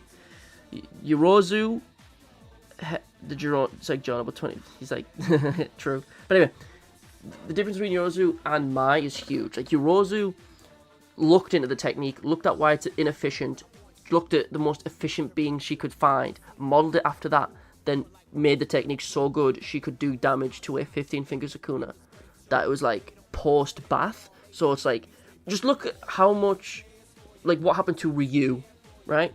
And then compare that to what Yorozu did. It's fucking insane, right? Yorozu with that CT is busted. Well, if you could like make gold with construction, you probably could, but why would you want to? If you've got construction, you could make anything. Granted, you are limited by your abilities. Like, Mai makes a bullet and she's like fucking got a nosebleed.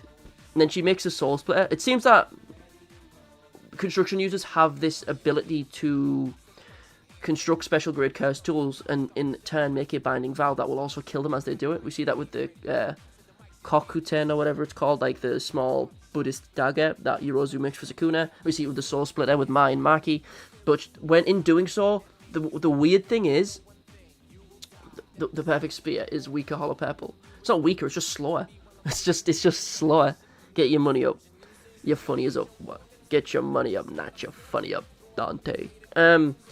The thing is that the restriction on Mai is just obviously because they're twins and stuff. That's the main reason for it. But at the same time, it paints a poor picture of construction as a CT, which makes it weird. Because does that mean Yorozu's like a Zenin ancestor? Because it's probably like an innate, like inherited technique or some shit. But whatever.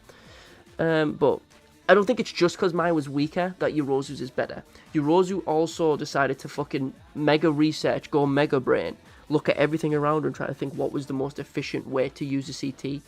And granted, after she dies, Sukuna's still roasting the inefficiency of the curse technique, but the narrator being like she looked at insects and she combined the most efficient pieces of each to create this like insectoid armor set, which just looks like it's straight out of Monster Hunter, is really cool. It's got like butterfly wings and fucking bee sting or like whatever, but it's really cool. And then on top of that, she has the domain expansion as the perfect sphere. She's fucking sick, right? And also, the next vid I'm working on is Yorozu. I've storyboarded a little animation thingy I'm going to do, but I've made storyboards for it, right? I'm ready. But, I just need to finish the script. But, whatever. Her domain, the perfect sphere, the only reason she lost at that moment. If clearly, obviously, I feel like she would have lost if she fought against, like, not holding back, not using exclusive Megami techniques. If you fought Sukuna who's only using, like, if Yorozu fought a 50-figure Sukuna who's, like, going all out, she'd obviously lose, but if he didn't use Maharaga, she would have put up a hell of a lot more of a fight. I mean, no, is it comparable to an average hollow purple, or is it like the fossil purple that is an improvised hollow purple? I have no idea. We just know that it's weird to compare those because, it's probably both since Mai's pool of CE is low. I say it's both, but I also say bear in mind that Yorozu, it's obviously both, but I say just bear in mind that Yorozu is like, you know, also Mega Brain, and also, like, all the Heian era sorcerers got a fuck ton of cursed energy, and you will definitely watch that. Well, watch all my other videos as well, or if you already have, watch them again, I won't complain. But, because of Yorozu's, it's like, I'll put that there. I fucking love the idea of, she's like, I can only make a finite amount of things through construction. I'll make a liquid metal that I have full reign over. That's cool, right? That's really cool. I love that. And then can make armor sets out of it, and on top of that has a domain through it. It's just that Mai's lack of efficacy with it kind of takes it down a peg, but still pretty cool. Yorozu is that girl. Like, actually, it's just weird when you realise she's in Sumiki's body, Sukuna's in Megami's body, so they're brother and sister, and Yorozu the entire time is like, it makes it very fucking weird, right? It makes it very fucking disturbed. Not a fan of that. Not a fan of that at all. Puppet manipulation. This one is what I call a sleeper hit, right? This is what I call a sleeper hit. I fucking love puppet manipulation because in my mind, the way I view puppet manipulation is, in Naruto, my favourite member of the Akatsuki is Sasori, and I view puppet manipulation in the same sense, right? You're just controlling like little puppets across a massive area, right? That's what Sasori does, and that's what Mechamaru does, but just in a different way. Me personally, if I had a CT, it would be do everything and then go find tech. I got bruh. No pause. It's fucking kids these days, man. Anyway, puppet manipulation, I love it, right? Yep. I'll let you Rose into me, bruh. Anyway, puppet manipulation. Think about this, right? Puppet manipulation was capable of like, just the amount of Mechamarus. Okay, think about the Mechamarus that can make like Heat Blast, that like grade 2 level at the Goodwill event. And then think about how many of those Mechamaru has around him just at the beginning of the fight with Mahito. Obviously against a special grade it didn't do nothing, right? Didn't do anything. But think about how many of those there were. He has like, he can do the similar sort of thing as like Geto can, as Yaga can, and just make an army and control them. And with Mechamaru's case, they follow their exact orders because they're puppets. He's manipulating them. Remy, what? Fucking Remy, god. It took me a second to realize what you were saying. Fucking Remy. Ratatouille's a good ass movie. But anyway, I think it's really cool. And on top of that, Absolute Mechamaru, the massive fucking mech, also really cool. Like Ultimate or Absolute Mechamaru, whatever you want to call it, really cool. The fact that Kenjaku goes, those blasts, they're special grade level blasts, right? He says that, which is fucking sick. It's cool. He's aged Ultron, bro. Nah. Ultron's still a fucking robot. Mechamaru's just a disabled man. And I've said that before. It's fucked up to call him Mechamaru. Like, you're just naming a dude after his fucking wheelchair. It's fucked up. Because he lives life through his fucking mechs. And it's his prosthesis. And you're naming him after his prosthesis. It's like, who's that guy over there? That's fucking Wheelchair Jones, that is. What's his actual name? Eric. Like, there's no Maru in his name. His name's Kokichi Muta, and they call him Mechamaru. That's just fucked up. I always had the idea for a cursed tool called Blood Axe. You see who you bleed out. The weaker you get. That's just a fucking artifact from Undead Unlock. Like not even an artifact, that's a fucking ability. Like, they slice you and it won't get healed until the user dies or you die. He just slices you. You start bleeding. Like, it's fucked up.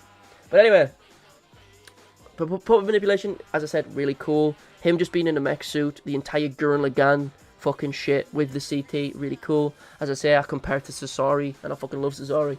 Puppet manipulation, really cool. The way he stances up against Mahito when he's like naked, and he just has like an army go after him. It's fucking cool. Puppet manipulation, 6 foot. The 10 Shadows. Right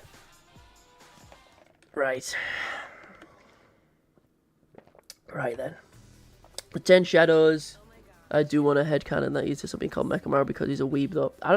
Motherfucker, he's just his days are spent in a bathtub because he's got no legs and he can't go outside because the sun burns his skin. I don't think he's a weeb, I think he's fucked. But anyway, 10 Shadows, I've called it overrated before, right? It's like the joke on Disney, why did you name the hook after the worst accident of your life? Yeah, I know what you mean. Anyway, the 10 Shadows I've called it overrated before because, in my personal opinion, I feel like you have to make the differentiation of the 10 Shadows between Megami's version and Sukuna's version, because Sukuna's version is obviously 10 times stronger. Just look at the difference in the size of the Nues they create. Like, the Nue that Megami makes is like the size of a bike. The one that Sukuna makes is the size of a skyscraper. It's ridiculous, right?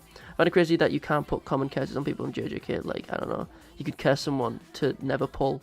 Bruh, that's fucked up. But anyway, like, when discussing Megami's 10 Shadows, I feel like it's important to make that distinction because a lot of the time, his character makes it so I'm either a jobber or a kamikaze. That's what I'm about to get to. Mechamaru is literally the scam. Yeah, that's what I'm saying. I was born with glass bones and paper skin.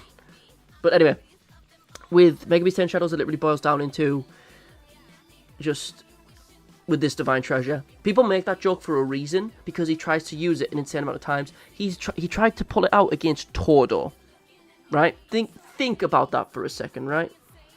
Think about that. He tries to pull out against Todo. He doesn't default to the Divine Dogs or Hebi or like Nue or Tiger or Bull or Deer or whatever the fuck. I don't think he had all of them at that point. Or, like, he defaults to Maharaga. Like, when he's on the floor about to die, his cursed energy starts rising because he's about to summon Maharaga, and then Inumaki and Panda jump in. Think about that.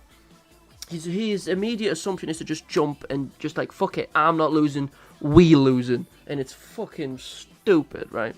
Sukuna's version, different. He's just always got Maharaga active, but he's tamed Maharaga. He's fucking like, he fuses them with like Agito, where he fuses 3 chimeras together.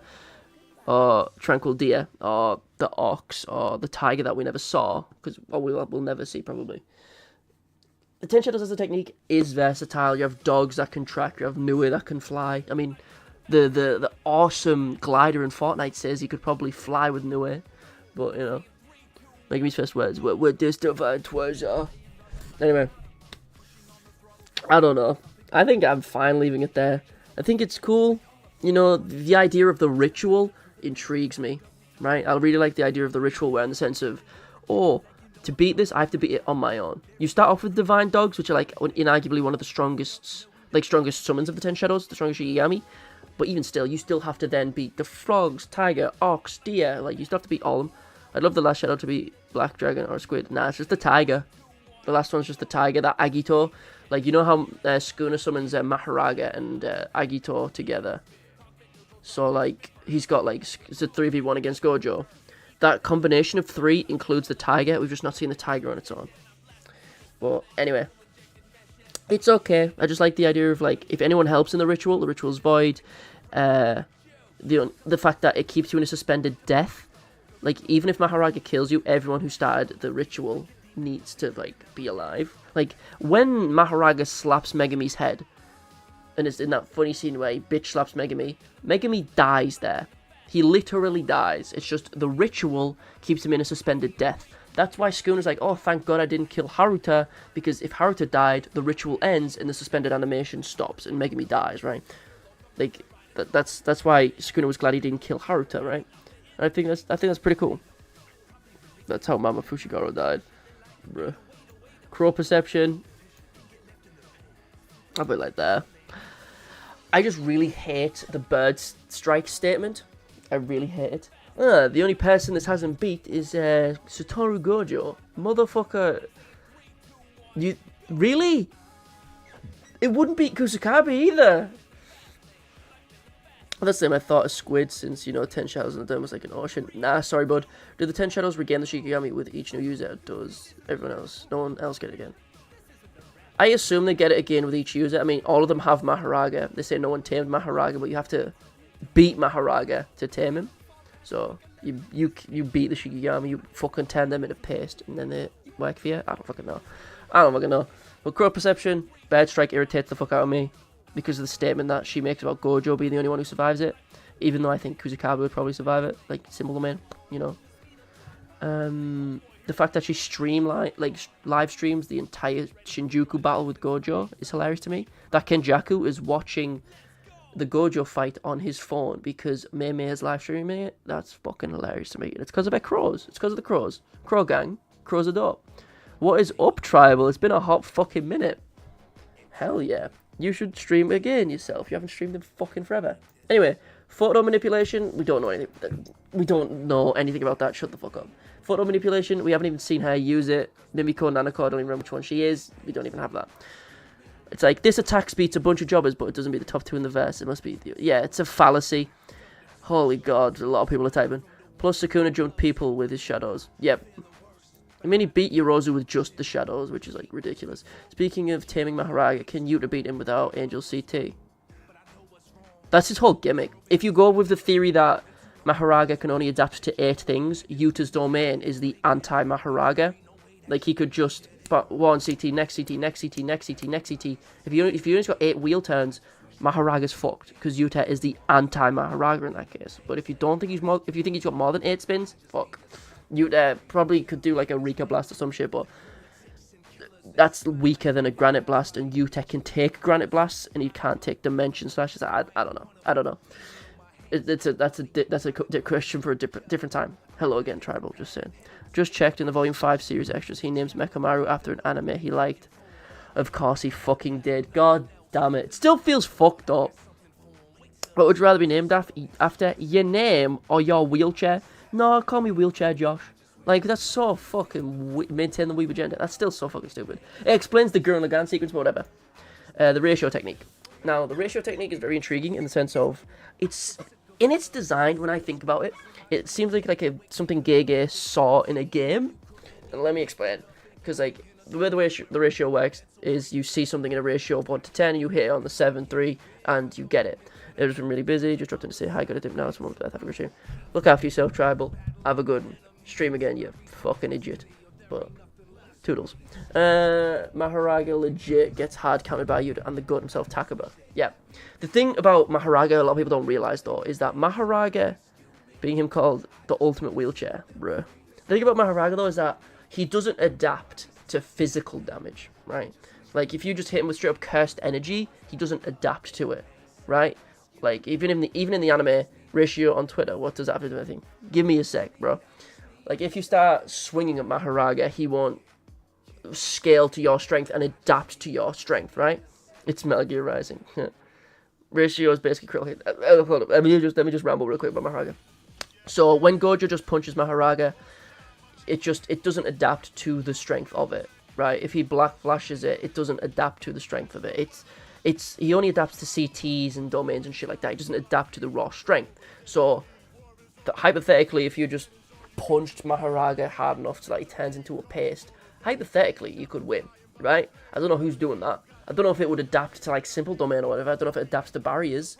I mean, it adapts to domains, but I mean, would it adapt to a simple domain? I don't know. I imagine it would just, because like all the simple domain sword techniques are usually just like slashing with cursed energy with just really fine-tuned manipulation with no CT. So maybe Kusakabe is the Maharaga killer. I don't know. Kusakabe agenda. Let's keep that shit going. But the ratio technique from Nanami Kento, the way it's viewed is like, if I hit my opponent in this extremely arbitrary place, I can attack them, and it will do extra damage.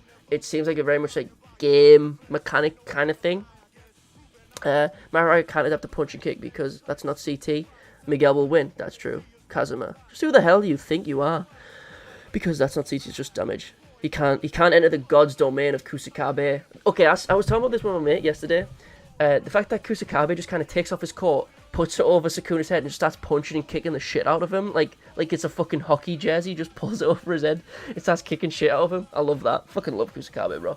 But anyway, the ratio technique is cool. I like collapse, where like he strikes the ground in like a ratio of 7-3 and it like explodes and shit. That's cool. I like overtime isn't a part of his curse technique. It's more so just a part of his binding vow, where he just increases in strength in overtime. And if you didn't know, in Shibuya, he is always in overtime, because it's after 5:30 or after 6, I think. So, yeah. The ratio is cool. The fact that it's imbued in his blunt sword now is really cool. And before anyone says this, no, we don't know the name of the sword. It's not called Nanami's Dull Blade, Nanami's Blunt Blade. Like, no. Does that mean Akari can throw hands with Maharaga, lol? I imagine, I don't know how it would adapt to his domain. It would probably just break the domain.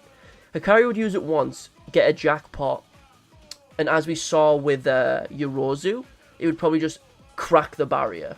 It would just break it, or the true sphere, or whatever the fuck. I imagine it would just barrier. What's this tier list about? It's just how my preferences on curse techniques. It's not how strong they are. Like, we've got fucking, I mean, I've got Deadly Sentencing at the top. This is not, like, based on strength. This is personal preference. Call it the Milker. What the fuck are you talking about? But, yeah, Maharaga, fucking sick. The ratio is really cool. If Miguel and Kusakabe jump Sukuna at the same time, they would low diff. Either one of them would win if they really tried. I mean, Kusakabe is apparently the nicest guy, so, you know. Yeah, I don't know why people said that, but sure. The ratio, I do like the design of it, the visual aesthetic of it, of like, you know, you see the ratio, you see the outline of it, and the way it's like animated and the way it's drawn is really intriguing. Do I like it more than... Actually, I'll put it there. I'm fine with that. The cow sword. That's the better answer. But we don't have, like, the name of it called the Milker. I get it now. But, like, it doesn't have an official name. Mei's axe doesn't have a name. Nanami's sword doesn't have an official name. There's a lot of cursed tools that we know. That we look at them. We know what they are, but we don't have names for them. And then the fandom just comes up with their own names. Like, I made the cursed tool video ages ago, and I still get comments saying, oh, what about this cursed tool, this cursed tool, this cursed tool? And we don't fucking know. That's just Metal Gear Rising. That's what I'm saying, yeah. Oh, I get you now. Like, his CT is just MGR. I made a Metal Gear Rising video like 3-4 years ago. Feel free to watch that. It was fucking awesome, and it's very different to what I make now. Projection sorcery, I fuck with. It's very intriguing because it's a technique that's clearly made. It's made by Naobito, I think it's stated, and it's clearly a very modern, like, curse technique in the sense of it's based on animation, on the the principles of 24 frames. It's very cool. The fact is, if you don't adhere to it, you lose. Naobito's version, intriguing. Naogi's version, fucking sick. Like, how he uses it where he sets up multiple frames in front of him and crashes through, really cool. Bro, Gojo, question mark. It's the Limitless, not Gojo. They're the CTs, okay? We're discussing curse techniques, not the characters. They're just which ones are my favourite. Me personally, my CT would be Takuko Washi's bro. Animation is peak. Yes. Do you know what's fucking hilarious to me? we have Naobito going on a full speech about how forced 60 FPS and 4K interpolation, like all that bullshit, looks terrible. Naobito just goes on a rant about it to Dagon, whilst Dagon's crying in the fucking corner. Anime, Choco, ah. Meanwhile, Naobito's been like, fucking 60 FPS sucks dick. Yet people feel the need to put clips of JJK in 60 FPS in 4K. I hate that shit so much. It looks terrible. I don't get people who say that looks better. Anyway, projection sorcery, really fucking cool. Actually, I might even put that higher, I'm gonna be honest. It's probably fucking like there. Projection sorcery, for example, like Naoya's domain, really fucking cool. The fact that you have to do it on a cellular level, if you don't, you get like film reel shot through you. Because it's not just animation anymore, it's extended in like film reel. It's cool. I like how it's presented. I like how he punches Maki through like mountains with it. I like how Naoya moves with it. I like how Naobito moves with it. Like the way it's explained by them too. Like the way they like show their hand and they explain the CT to make it stronger as well. Really fucking cool. Really like it. I will die on the fucking Naoya hill. Naoya's cool as fuck. He's just got some fucked up opinions. Tool manipulation. Right. This is like a fucking... This is like beating a dead horse. Everyone knows this at this point. Dagon is balling his eyes out while the goat talks about how great animation is. No, he's not even talking about how great animation is. He's just complaining about fucking idiots who love 60 FPS and 4K. It looks dog shit. It's certainly a unique CT. Yes. Tool manipulation. The way it's described is that she can manipulate tools and cast tools, right? Artistic expression of her mourning dead friends. Damn straight. But we see Momo use it. The most interesting thing about Momo, right, if you didn't know this, I think it's from a data book or like a Q&A with Akutami.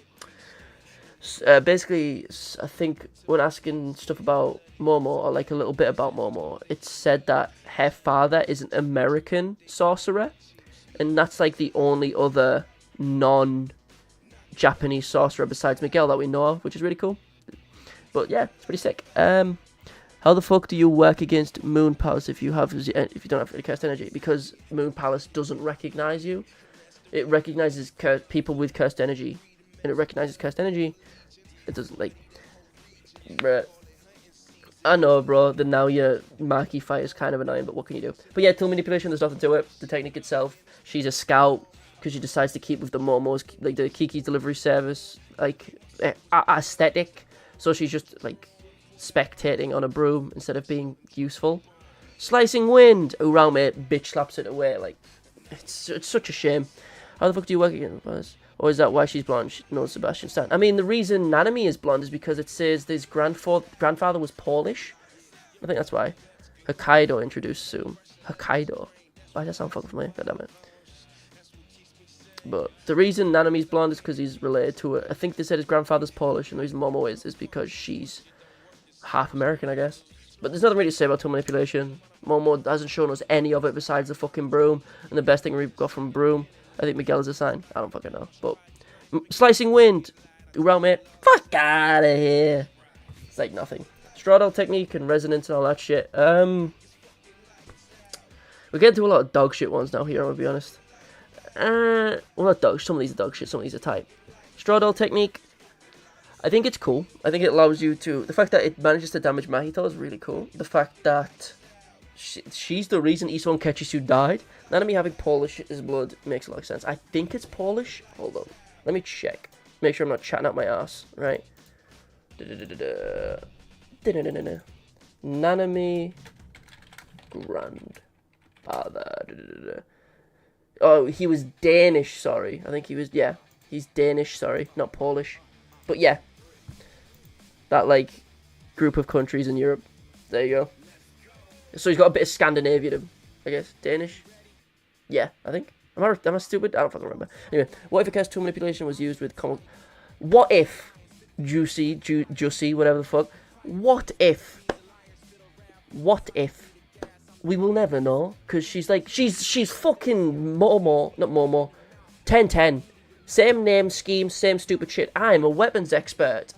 Doesn't use any fucking good weapons. Whoa! Like, they had the perfect opportunity to make 1010 cool. In the same sense, they could have done the same with Momo by giving her a cool cast tool, but nope. Like, why would they do that? Danish? Then why doesn't he have the Lego techniques? By the way, fun fact, Uraume isn't a femboy. Okay. Is these powerful, but the nails restriction is kind of bad because they need to be fast and accurate. Yeah. Straw doll. Fair comparison to make. Yeah. But fucking, the straw doll technique is interesting. I like how it looks visually. It's cool. It's just, it's the fact that, okay, the way it's used against Momo, ironically enough, is very strange. Oh, I got these bristles off the broom, and if I slam that shit, your broom's fucked. Okay, so it works on objects too, not just people. Okay, or at least things with cursed energy, I guess. There's not much to it. I like the aesthetic, like the voodoo doll. She got taught it probably by her grandmother. It's probably innate and shit. It's, you know, the hammer and nail kind of. Urame is confirmed to be a girl in the English translation. I know for a fact. Don't trust the Viz translation. It's fucked me up before. The Viz translation made me make a stupid point about Maharaga that was very incorrect in an old video. And then I found out the Viz translation was wrong. And then I went down the rabbit hole of a lot of the Viz translation being wrong. And it just fucking irritated me. But anyway, I just like the aesthetic of it. I think Nobara's kind of intriguing as a character. There's not much I really have on it, because we don't have enough showings with it. Well, we do have showings with it. It's just kind of whatever to me. It's very simple, because it always ends with her just hitting the straw doll. It's like, she can't, like, she needs something from her opponent for it to work a lot of the times, or she needs to hit you with the nail and then resonance. It seems like a very restricted curse technique, to be honest. Like, it seems very restricted. You need to be accurate enough with the nail. You need to be strong enough to get a piece of your opponent off. The funniest thing about this, or Makara, shut the fuck up. That's not like wrong though, that's just a weird translation of his name, but whatever. I still love the fact that, what you call it, all those fan theories of the straw doll being used against Sukuna would have been cool, right? Where everyone's like, oh, we just get Sukuna's last finger and Nobara will hit it with resonance and fuck up Sukuna. And then Yuta goes, nah, Rika ate the last finger. So all those theories immediately died. Nobara's probably fucking dead, you know? Viz is a hit or miss sometimes. They just look at One Punch Man. I haven't read One Punch Man. I haven't read, like, the Viz One Punch Man in fucking forever. I haven't caught up with the latest chapter in forever either. It just takes ages for Murata to get chapters out, so I just dropped up for a while. She needs to come back. Does she? I'd rather have Higuruma back, to be honest. I don't know if that's a fucking weird opinion to have. I would rather Toto come back, you know? I'd rather know if she's dead. This is a problem with JJK in a nutshell, where they don't harken enough on actual deaths. After Nanami's death, he was mentioned about once or twice. After Toto's death, he was mentioned once by Megumi, right? Yuji mentions Nobara, says, oh, I'm scared of replacing her, then immediately replaces her with Angel. Like, death is not very well reflected on by characters in JJK. That's one thing it's very bad for.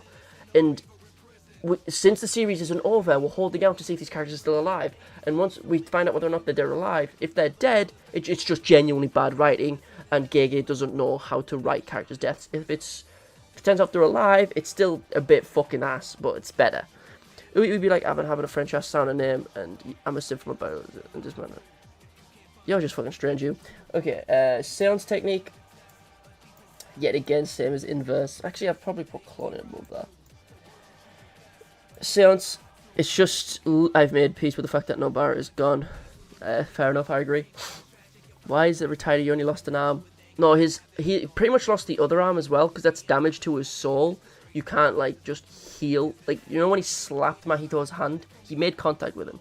It damaged his soul, which means that hand would probably need to be cut off as well, right? It's permanent damage to his hand. That's damage to his soul. Anyway, the seance technique is literally just the Edo Tensei from Naruto, like in the most literal fucking sense.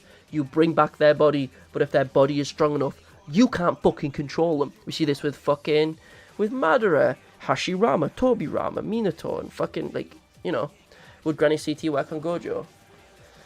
The thing with it is, if your body is strong enough, like Heavenly Restriction made it so Toji's body was stronger, so ergo his soul was stronger, so he could break out of it. Would it work on Gojo? I don't know. I doubt it. Maybe. I don't know. I don't want Nobara to come back because that's so much development down the drift. Probably. It's barely any development for a reason, because their death was barely mentioned. No Toto. Bruh. Cursed corpses techniques. Wait, cursed corpse cause and cursed corpses. Okay, I got you. Am I stupid? there was not really much development from Nobara. Let me explain the development that happened from Nobara's death. Yuji gets sad, gets hit by a black flash, and then all that sadness is instantly cured by Todo. And then 100 chapters later, Yuji mentions his hair death when he's looking at Angel, and then immediately forgets it. Like, it's just not mentioned enough for people to care, or for the characters to care even. But Inumaki's whole CT doesn't require his hands unlike Todo, so him being gone legit is stupid. I don't fucking know, man, at this point. I think Gege just can't write character deaths, even if they're not fucking dead. They're portrayed as being dead, so at least treat them like a death for the characters, instead of just keeping the audience in the dark. Cursed Corpse Cause, how is Akari not God tier? It's based on my personal preference, for fuck's sake. I've been through it. Right. Cursed Corpse Cause, Panda Core sucks. Triceratops and Gorilla, kinda dope. Yuji, I thought she was your BFF. Why you gotta do it like that? I'm scared of replacing Nobara. Looks at Angel. Who the fuck is Nobara? Like, it's fucking stupid. Panda, I love the design of the Triceratops, but that's about it. We see it for 2 panels and it gets fucking exploded. I like the backstory with the Cursed Corpse Cause, but like, there's not enough to it. He can regrow cores, but they were after destroyed by Kashimo. It's like, whatever. I'm scared of replacing her. What the hell is even that? Yeah, no, it's pretty bad. Let's see if I can find it. I won't look too hard for it, but yeah, I think it was like chapter. It's just before they free Gojo, which would have been like 220-ish. That's the Orozu fight. Let's go 221. I think it might have been chapter 220. That's it. Was it? Nah, it might have been before that. I think. I cannot. I've like got the panels up in front of me. I'm trying to figure out when Nobara's fucking like death was mentioned. I wanted to change it. They did fight alongside. Yeah, I don't fucking remember. Like Iso and Kechizu's death is that it's just based on my personal preference, lad. But Iso and Kechizu's death is brought up more than Nobara's, Todo's, Nanami's. Like, think about that. Iso and Kechizu, they're brought up more. I don't have nothing against Iso and Kechizu. I think they're pretty fine as characters. For like, they serve their purpose. But they're brought up more than like real side characters, which is fucked. I don't think Gege can write pushable yet. I'll call the game. Rip. I'm scared of replacing it. What does that mean? Other than Miguel. Yeah, it's just a preference one. Don't really give a shit about the seance technique. Who was I talking about? Yeah. Contractual recreation. Fucking love that shit. So fucking much. I love the idea of that. A lot of people don't notice this, so I might either blow your mind right now, or you already know this instinctually. Right. Let me get up a picture of Reggie real quick. And I want you to think. What was that sound? Oh, that's just means someone subbed, I think. What chapter was the fucking Megami and Reggie fight? Is this it? I think this is it. Did it just give me a good picture of Reggie? Okay, look at Reggie here. Look at Reggie in this photo, right? Look at him. Isn't he a happy lad? What do you think? Okay, what's Reggie's main ability? To use receipts to like summon shit with stuff he's bought, right? What do you think his suit is made out of? Receipts. A surprising amount of people didn't realize his entire outfit is made of receipts for him to throw. Counter argument, Choso and his bros are themed around death, and I know about the death paintings law. I don't think that's a counter argument. That's just like, it's still fucking stupid. I just think it's like, it's an interesting thing to think about. Like, these are characters based on death, so yes, their deaths will be mentioned more, but even still, I think narratively that's fucking stupid, if I'm honest. But yeah, Reggie Star's entire outfit is made of receipts, so he doesn't like summon them out of anywhere, he just grabs them and throws them, right? Those are equivalent of him wearing like a bullet bandolier around him, right? Like, he's just covered in bullets that he can throw at any time. And not a lot of people notice that his clothes is made of his receipts. Like, a lot of people didn't notice that for some reason. I've surprised a surprising amount of people with that information. Don't know why. That reminds me of that one ultra zesty move Megami pulled against Akari. What the fuck are you on about? But anyway, I really like the technique. The idea that he can summon anything on the spot that he has a receipt for. Really cool. Potted plants, knives, 2-story houses. Like, it's cool. I like it. It's very intriguing. There's not much else to say about it. It's a very simple technique. And it's pretty, like, I don't know if it's the most original thing in the world, but it's pretty original. It's pretty cool. I like it a lot. Scorpion hair, dog shit. There's literally, like, nothing to fucking say about it. I think Tool Manipulation is better than these, because it's nothing to do with Angel, and these characters are shit. But, yeah. Granite Blast, okay, I'm going to ask you the biggest question on the fucking planet. How the fuck, in the flashback with Ryu, we see that he has a top knot. He doesn't have his fucking pompadour. How the fuck did he shoot Granite Blasts out of the top knot? Can someone explain that to me?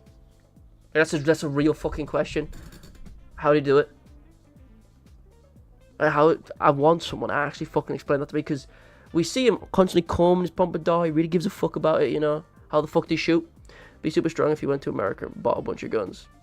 Bruh. That'd be like fucking, the stand rate of V. Be like Remy in Bleach, just summons guns.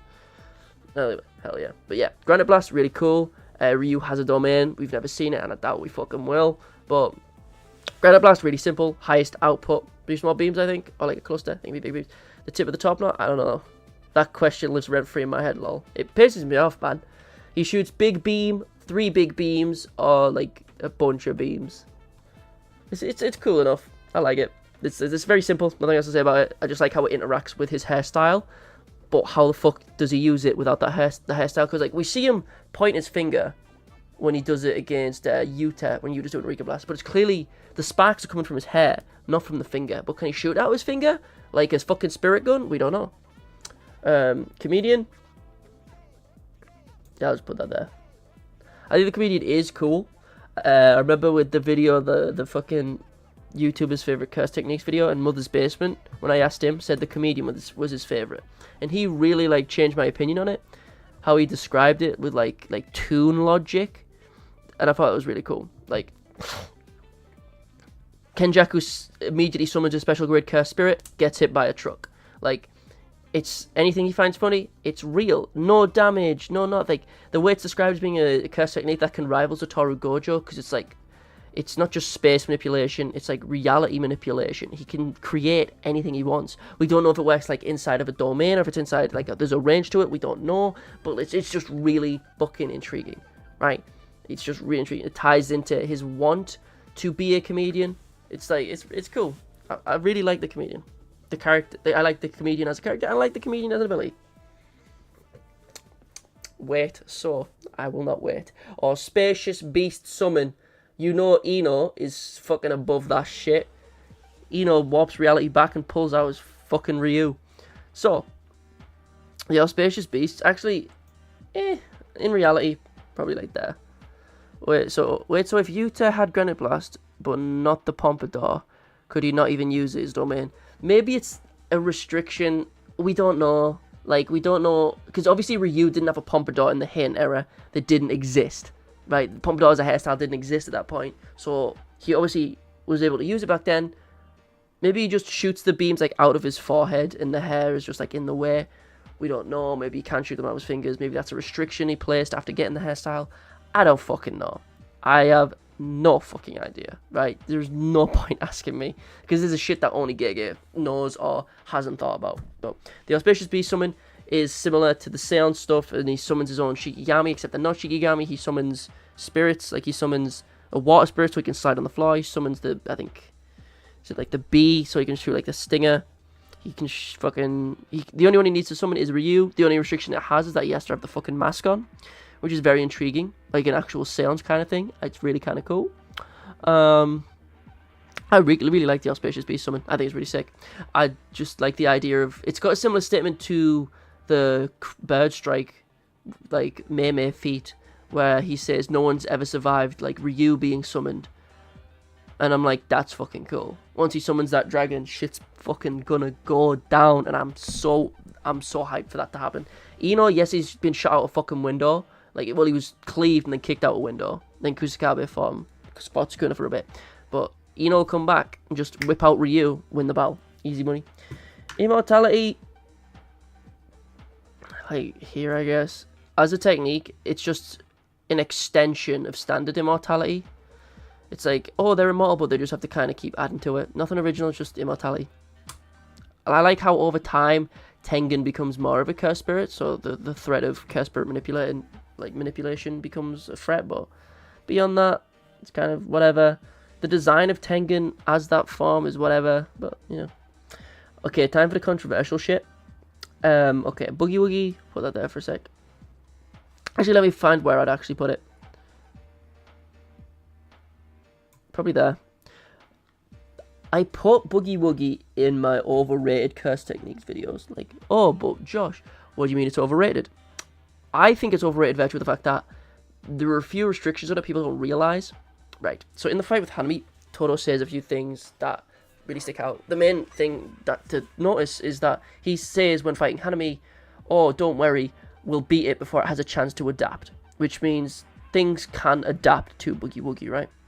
And even Mahito is probably starting to adapt too. I mean, we saw that when he like changed into a net and he like tries to catch it. Like he was slowly starting to adapt to Boogie Woogie, and then he loses his hand and the technique is dead, right? So characters can adapt to Boogie Woogie, right? Even when it's a feint, they can adapt. Granted, the last feint was like a big fucking thing because Mahito thought he was dead, but even still, you couldn't like adapt to Boogie Woogie as a technique. The other requirement is that you can only teleport to things that have cursed energy. Now, it's best used in tandem with other sorcerers, right? If Todo's fighting a 1v1, it's not the best technique in the world. It can still be effective, but it's nowhere near as effective. Hold on, is it just playing fucking Mother? What the fuck? Keep playing as fucking Anarchy Reigns, you silly Billy. But, yeah. There are a couple of the downsides to it, like, even Todo says himself, by the way, it has no combat location. You can definitely use it to go around the battlefield. That's about it. Not even that. There is another restriction people don't realize. Just after, like, the Black Flash, Boogie Woogie, I got some sick moves myself. Just after all three of them reach 120%, and Mahito does like a big attack, and they all go to the surface, like out of the underground. Todo says, "Oh shit, I can't use Boogie Woogie because it's like an omnidirectional attack." Like, say you like have a big explosion that goes in every direction.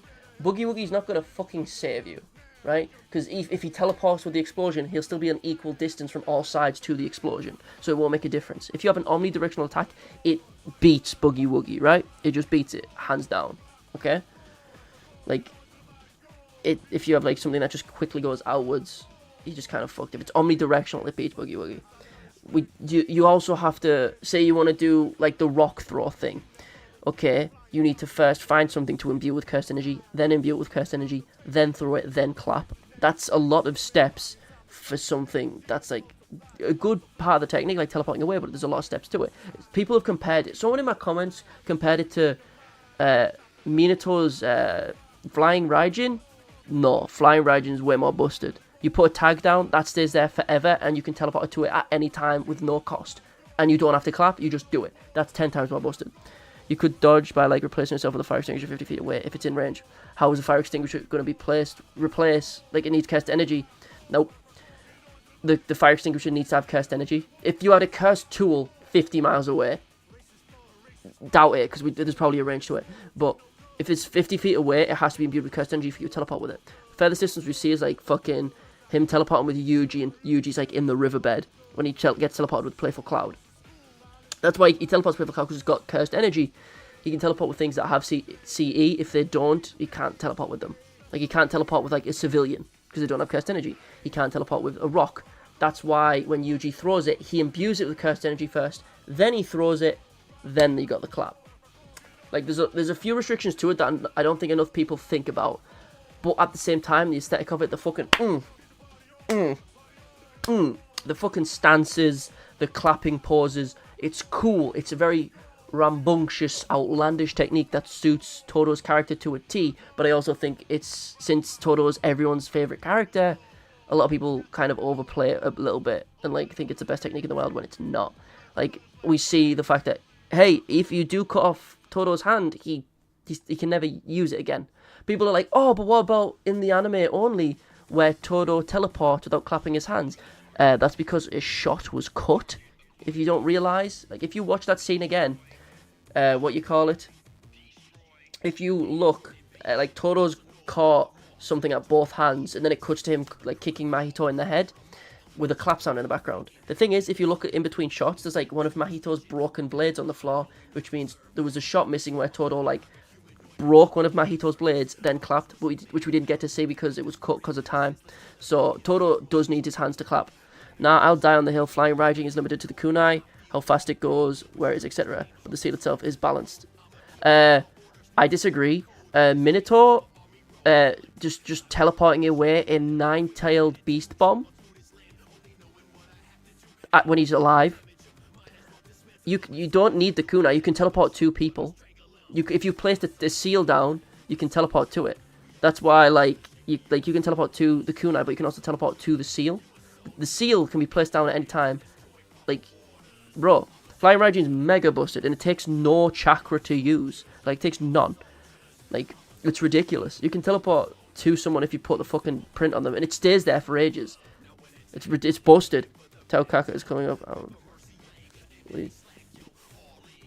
Bruh. Just call her your raw. Bruh. But trust me, bro. Flying Raijin is mega busted, right? You can just like move 9-tailed beast bombs away with ease. You can fucking bro. It's fucking mega dumb. It's mega dumb. Who did I put up next? The top about Immortality, Grand Blast. I think it's just the next one now. Heavenly Restriction. It's not a curse technique. I don't know why this is here. Because you also have 2 types of Heavenly Restriction, a lot of people forget. You have Kokichi Muta's, aka Mekamaru's form of Heavenly Restriction, which is you get mega fucked up, glass bones, paper skin, no legs, missing an arm, and you can have Cursed Energy that goes over a large range. Pretty cool. If Todo and Minato were hypothetically duo, the mixes would be horrendous. You forgot about that part, fair. No worries, man. I've got a fucking Naruto hoodie behind me. I'm a big Naruto nerd too, don't worry about it. But, yeah, just teleporting all over the battlefield's kind of busted. But, high-low mix, left-right mix, fucking goofy shit. Anyway, Heavenly Restrictions. Kokichi Muta, you've got fuck ton of Cursed Energy. It's all over the place. It's literally the opposite of CT. Not necessarily.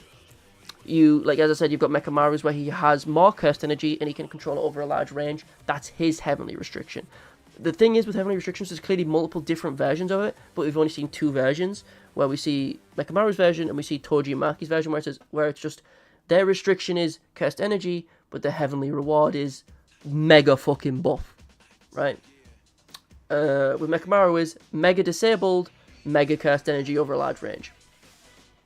And people keep forgetting that's his Heavenly Restriction, but the thing is, as I said before, when I was talking about Idol Transfiguration, Mahito just went, no restriction, you just heavenly now. And Mekamaru went from grade 2 to temporary special grade within that interaction. Once you remove the restriction, Mekamaru went to special grade because, Kenjaku says, those are special grade level blasts. Bruh. Anyway, Uyui's teleportation, it seems to be literally a Hunter x Hunter ability. It looks exactly like that. Actually, it looks like an ability from Blood Lad, to be more specific. It's like a character early on who can put stuff in a storage base with a napkin, but whatever. It seems that if he hides someone's vision with a blanket, he can teleport to another location. And Sukuna says it's an instant teleportation, but we don't know every single detail of it, but it's pretty easy to say that's he restricts your point of view of it and he can teleport. Cool. It's really intriguing, but I don't know if that suits Uyui's character, because we don't have anything to go on as Ui as a character besides Nesan. We have nothing else for his character. It'd be cool to have, it'd be cool to use. It's just, I don't give a shit about Ui as a character. It's just teleportation again. Ui's a magician basically. Yes, but what about his design says that? What about his character says that? There's no correlation between his character and his CT, which goes in complete polar opposite to what Kenjaku said about curse techniques being a reflection of a user's world. It does nothing. Ice formation. I always thought it was funny because the main reason Sukuna keeps Uraume around is because Uraume is the best person at cooking right? So ice formation just seems like a way for Uraume to just freeze fucking meat to cook later for Sukuna. It's just, we don't know if Uraume has a domain, but Uraume has RCT. Maybe it has an anti-domain. We don't know. Uraume is just kind of a big question mark. But Uraume has been fighting Hikari for the longest time, which means Uraume is not a fucking joke. The ice formation seems relatively simple though. Made an ice meteorite come from the sky, and they've been fighting on that for a while. Can summon ice waves and shit. Really simple. Summons ice. Pretty cool. You've got these three of like lightning, fire, ice. Pretty cool. I'll put that behind his Ass of Flames. Pretty simple, pretty cool. God tier chief. Deadly sentencing and transfiguration. That's what's godly. Sky manipulation. I'll put you there for now, but you're not going to stay there. Sky manipulation is intriguing to me. I think it's cool. You can fly. You can take a granite blast, spin it around, and send it back. You can 1v1 someone and warp their limbs and then punch them in the mouth. Cool. Like, we didn't see a fuck ton of it. It's clear that you need both arms to do it. You can, like, we see it. She has a domain. We see Yuta use Sky Manipulation twice with Thin Icebreaker. We see Yuta use it against Sukuna. It's clearly a very strong ability. Like, bending the space in a way to, like, fuck people up seems very effective. I'll put it above Boogie Woogie, to be honest. Yeah, because, like, it's a cool ability. It's strong. It lets you fly. You can make claws out of the air. That's fucking dope. That's pretty cool. Like, Euro is very intriguing, but Sky Manipulation is relatively simple. If we saw her domain, we would have got a lot more to her, but we didn't get enough. We didn't get enough of her to, like, fucking, you know, to take apart. My question is, how much CT does it take? Because, like, how strong an attack can you twist? I mean, given the fact that Yuta uses it, and then he doesn't, like, react to a slash, spin it around and send it back. He doesn't do that. But it's weird because he, like, I don't know. It's a finicky thing. But you can react to Granite Blast. Random, but the coloured page for Yo's image is not in volume 20. It's in the next one. He's one with Kajima on the cover. Shame when I bought that vol. RIP. But I just think it's cool to use. It can clearly defect Granite Blast. We see it twice. We see Euro spin one, and we see Yuta send one straight up, which is pretty dope. But which means a Granite Blast level attack, which is the highest level output in the culling games, can just be strip deflected and, like, parried with, like, a single hand. Because Yuta does it with, like, one hand. He just, like, punches straight up and it's fucking, which is, like, really cool. I think it's pretty sick. Cursed Corpses. Yes, I very much like Cursed Corpses. Like, it can twist a dismantle, or is it a parry, or it's warping. It warps the space. So with a Granite Blast, she, like, warps the space in front of the Granite Blast, spins the space, and then just kind of fucking, like, releases the space in front, so it spins around her and then goes straight back. She just, like, spins the space in front of her, so then it goes straight back to where it came from. But Cursed Corpses is a technique. Okay, Yager is grade 1, right? Like, Nanami level at most. But his CT was that potent that he was made a temporary special grade, because he could make an unlimited army at any time if he wanted to. He kind of did, but not like an army. He just made, like, a group of the boys, you know, a group of, like, teddy bear people, which is pretty fucking sick. Because she keeps fighting after, and it's noticeably tired. So I'm guessing that Granite Blast isn't the max. Oh, no. She could probably do more, but at the same time, we don't know, because your all got her arm eaten, and she seemingly uses, like, both hands to, like, when she warps that shit, she uses both hands. Maybe Yuta's more potent with it because he's got more cast energy. I don't know. I really don't know. But, yeah. Cursed Corpses made him a special grade. Yaga can semi-revive the dead with it. And I don't know why Yaga decided to die and then tell Gaku Ganji the secret of his CT if he's the only one that can use it. Maybe Yuta could eat, like, one of his fingers and then make an army of plushes. I don't fucking know. But it's intriguing to think about. Like, Yaga as a character is kind of, like, simple, old-school veteran head who's, like, you know, protect them kids, kill them curses. Pretty cool guy, pretty simple. He, you know, helps out Kusakabe's sister, so that gets him bumped up a bunch because he's mates with Kusakabe. And his relationship with Kusakabe caused Kusakabe to go all out against Sukuna and put his coat over his head and just start fucking, you know, fucking him up, which is great. But Cursed Corpses, you know, giving inanimate objects soul cores, giving them memories. He can make them sentient. He can choose for them to be non-sentient, like with the plush, the first plush we see. Like, they will follow commands. He has two different types that he can make. He can make ones that are sentient, like Panda, and he can make non-sentient plushes, like the one we see in the intro, that, like, punches Yuji, or, like, the one that, the, like, tired one, where if he doesn't control his cursed energy, he'll punch him in the fucking mouth. The one that's a Fortnite back bling, that Teddy, the one that Yaga made, that's also, like, a non-sentient one. So is Yuta going to eat Sukuna after the fight, or is it burn the body and down the sash? Fuck knows. Since his body was probably, like, made of wax, he'd shit him out a finger at a time. I don't fucking know. What about the CT Panda Gorilla Brother has? Where did that come from? It's because multiple cores are put in the same body. He made all of them sentient and then combined them. Like, does the more eating the more power? I don't know, dog. And Rika would eat it, not Yuta. Yuta didn't eat the finger. Rika did. That's the statement. But the thing is, Panda, the gorilla, and the Triceratops were like brother and sisters, and then they got combined into one body, I think.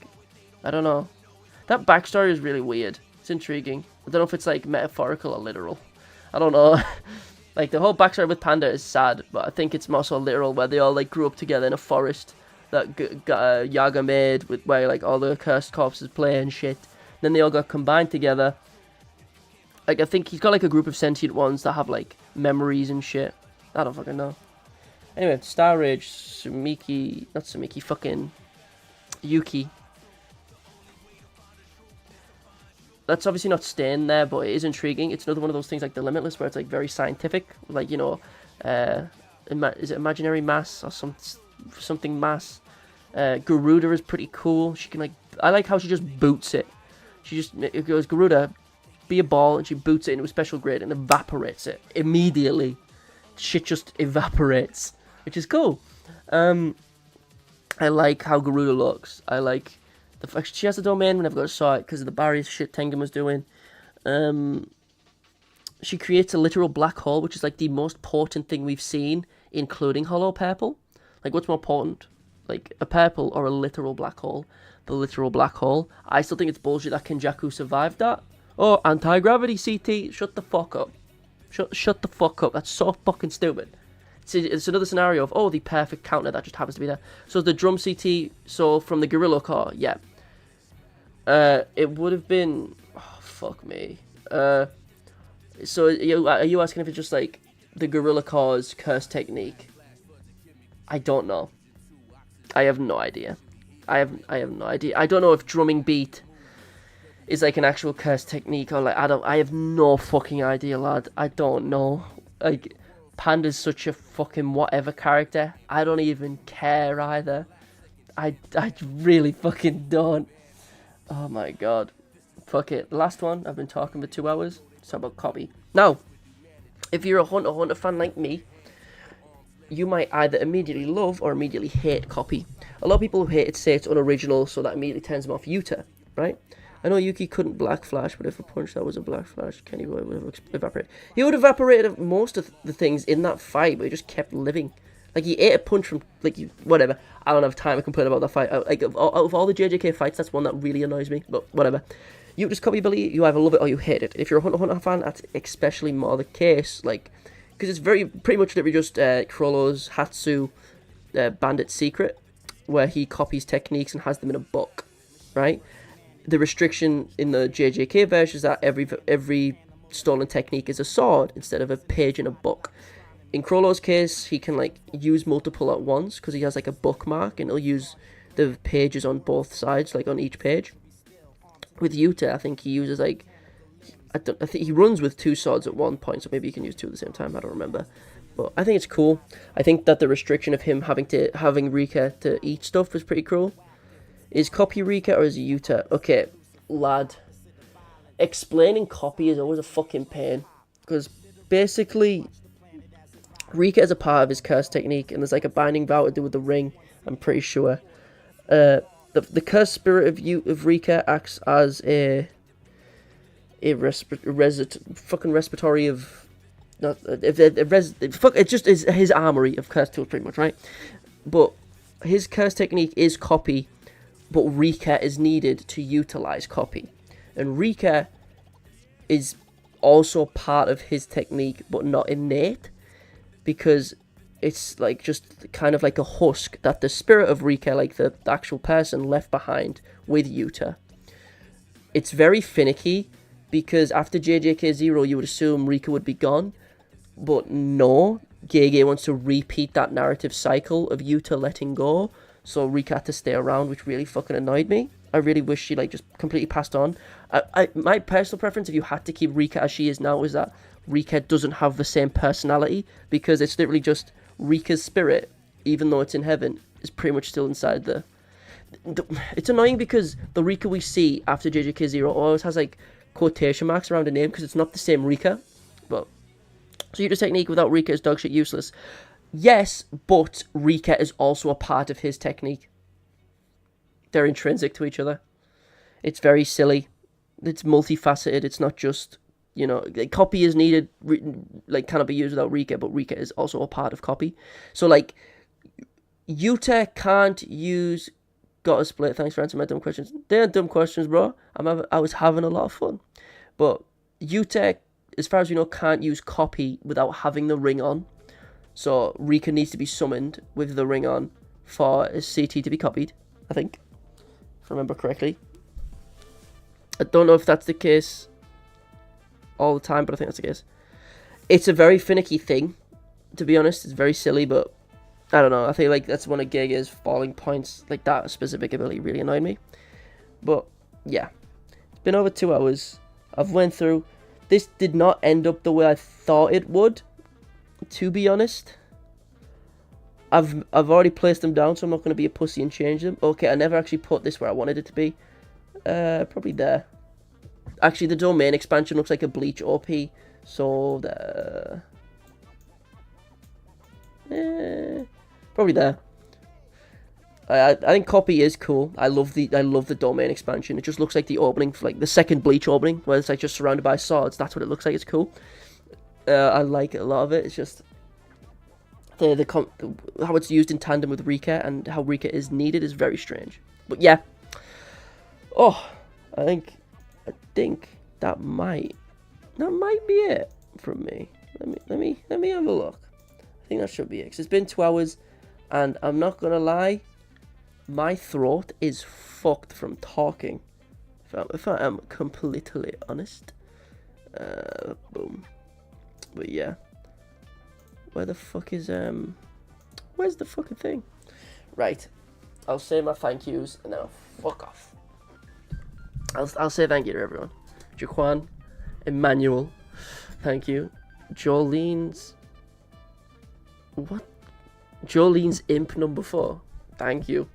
Camilo Golden, thank you. Laser Block, thank you very much.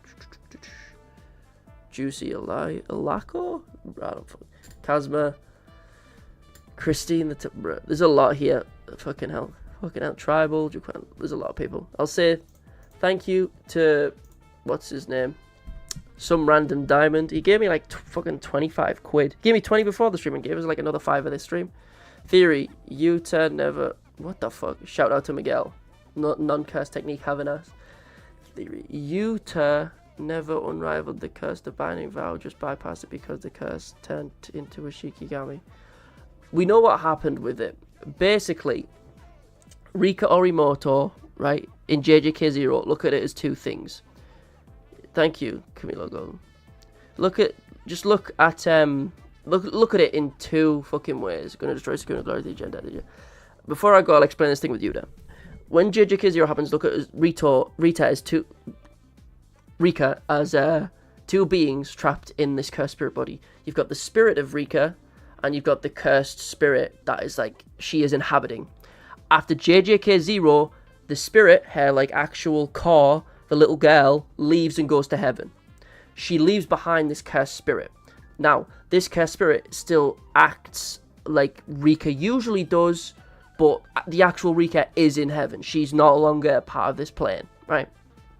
But which makes it all the more weird when like Yuta's talking to it like Rika's still there, even though he knows she's not. She's in heaven, but whatever. Basically, she leaves and then she becomes a part of his curse technique. But yeah, with that, I think I'm done. Thank you to everyone. Thank you again to the fucking random diamond for giving a bunch of money for no reason, but thank you very, very much. It's very much appreciated. But with that being said, don't know when our next stream. I'm going to work on the April Fool's video. Catch you all later. And yeah, peace. Catch you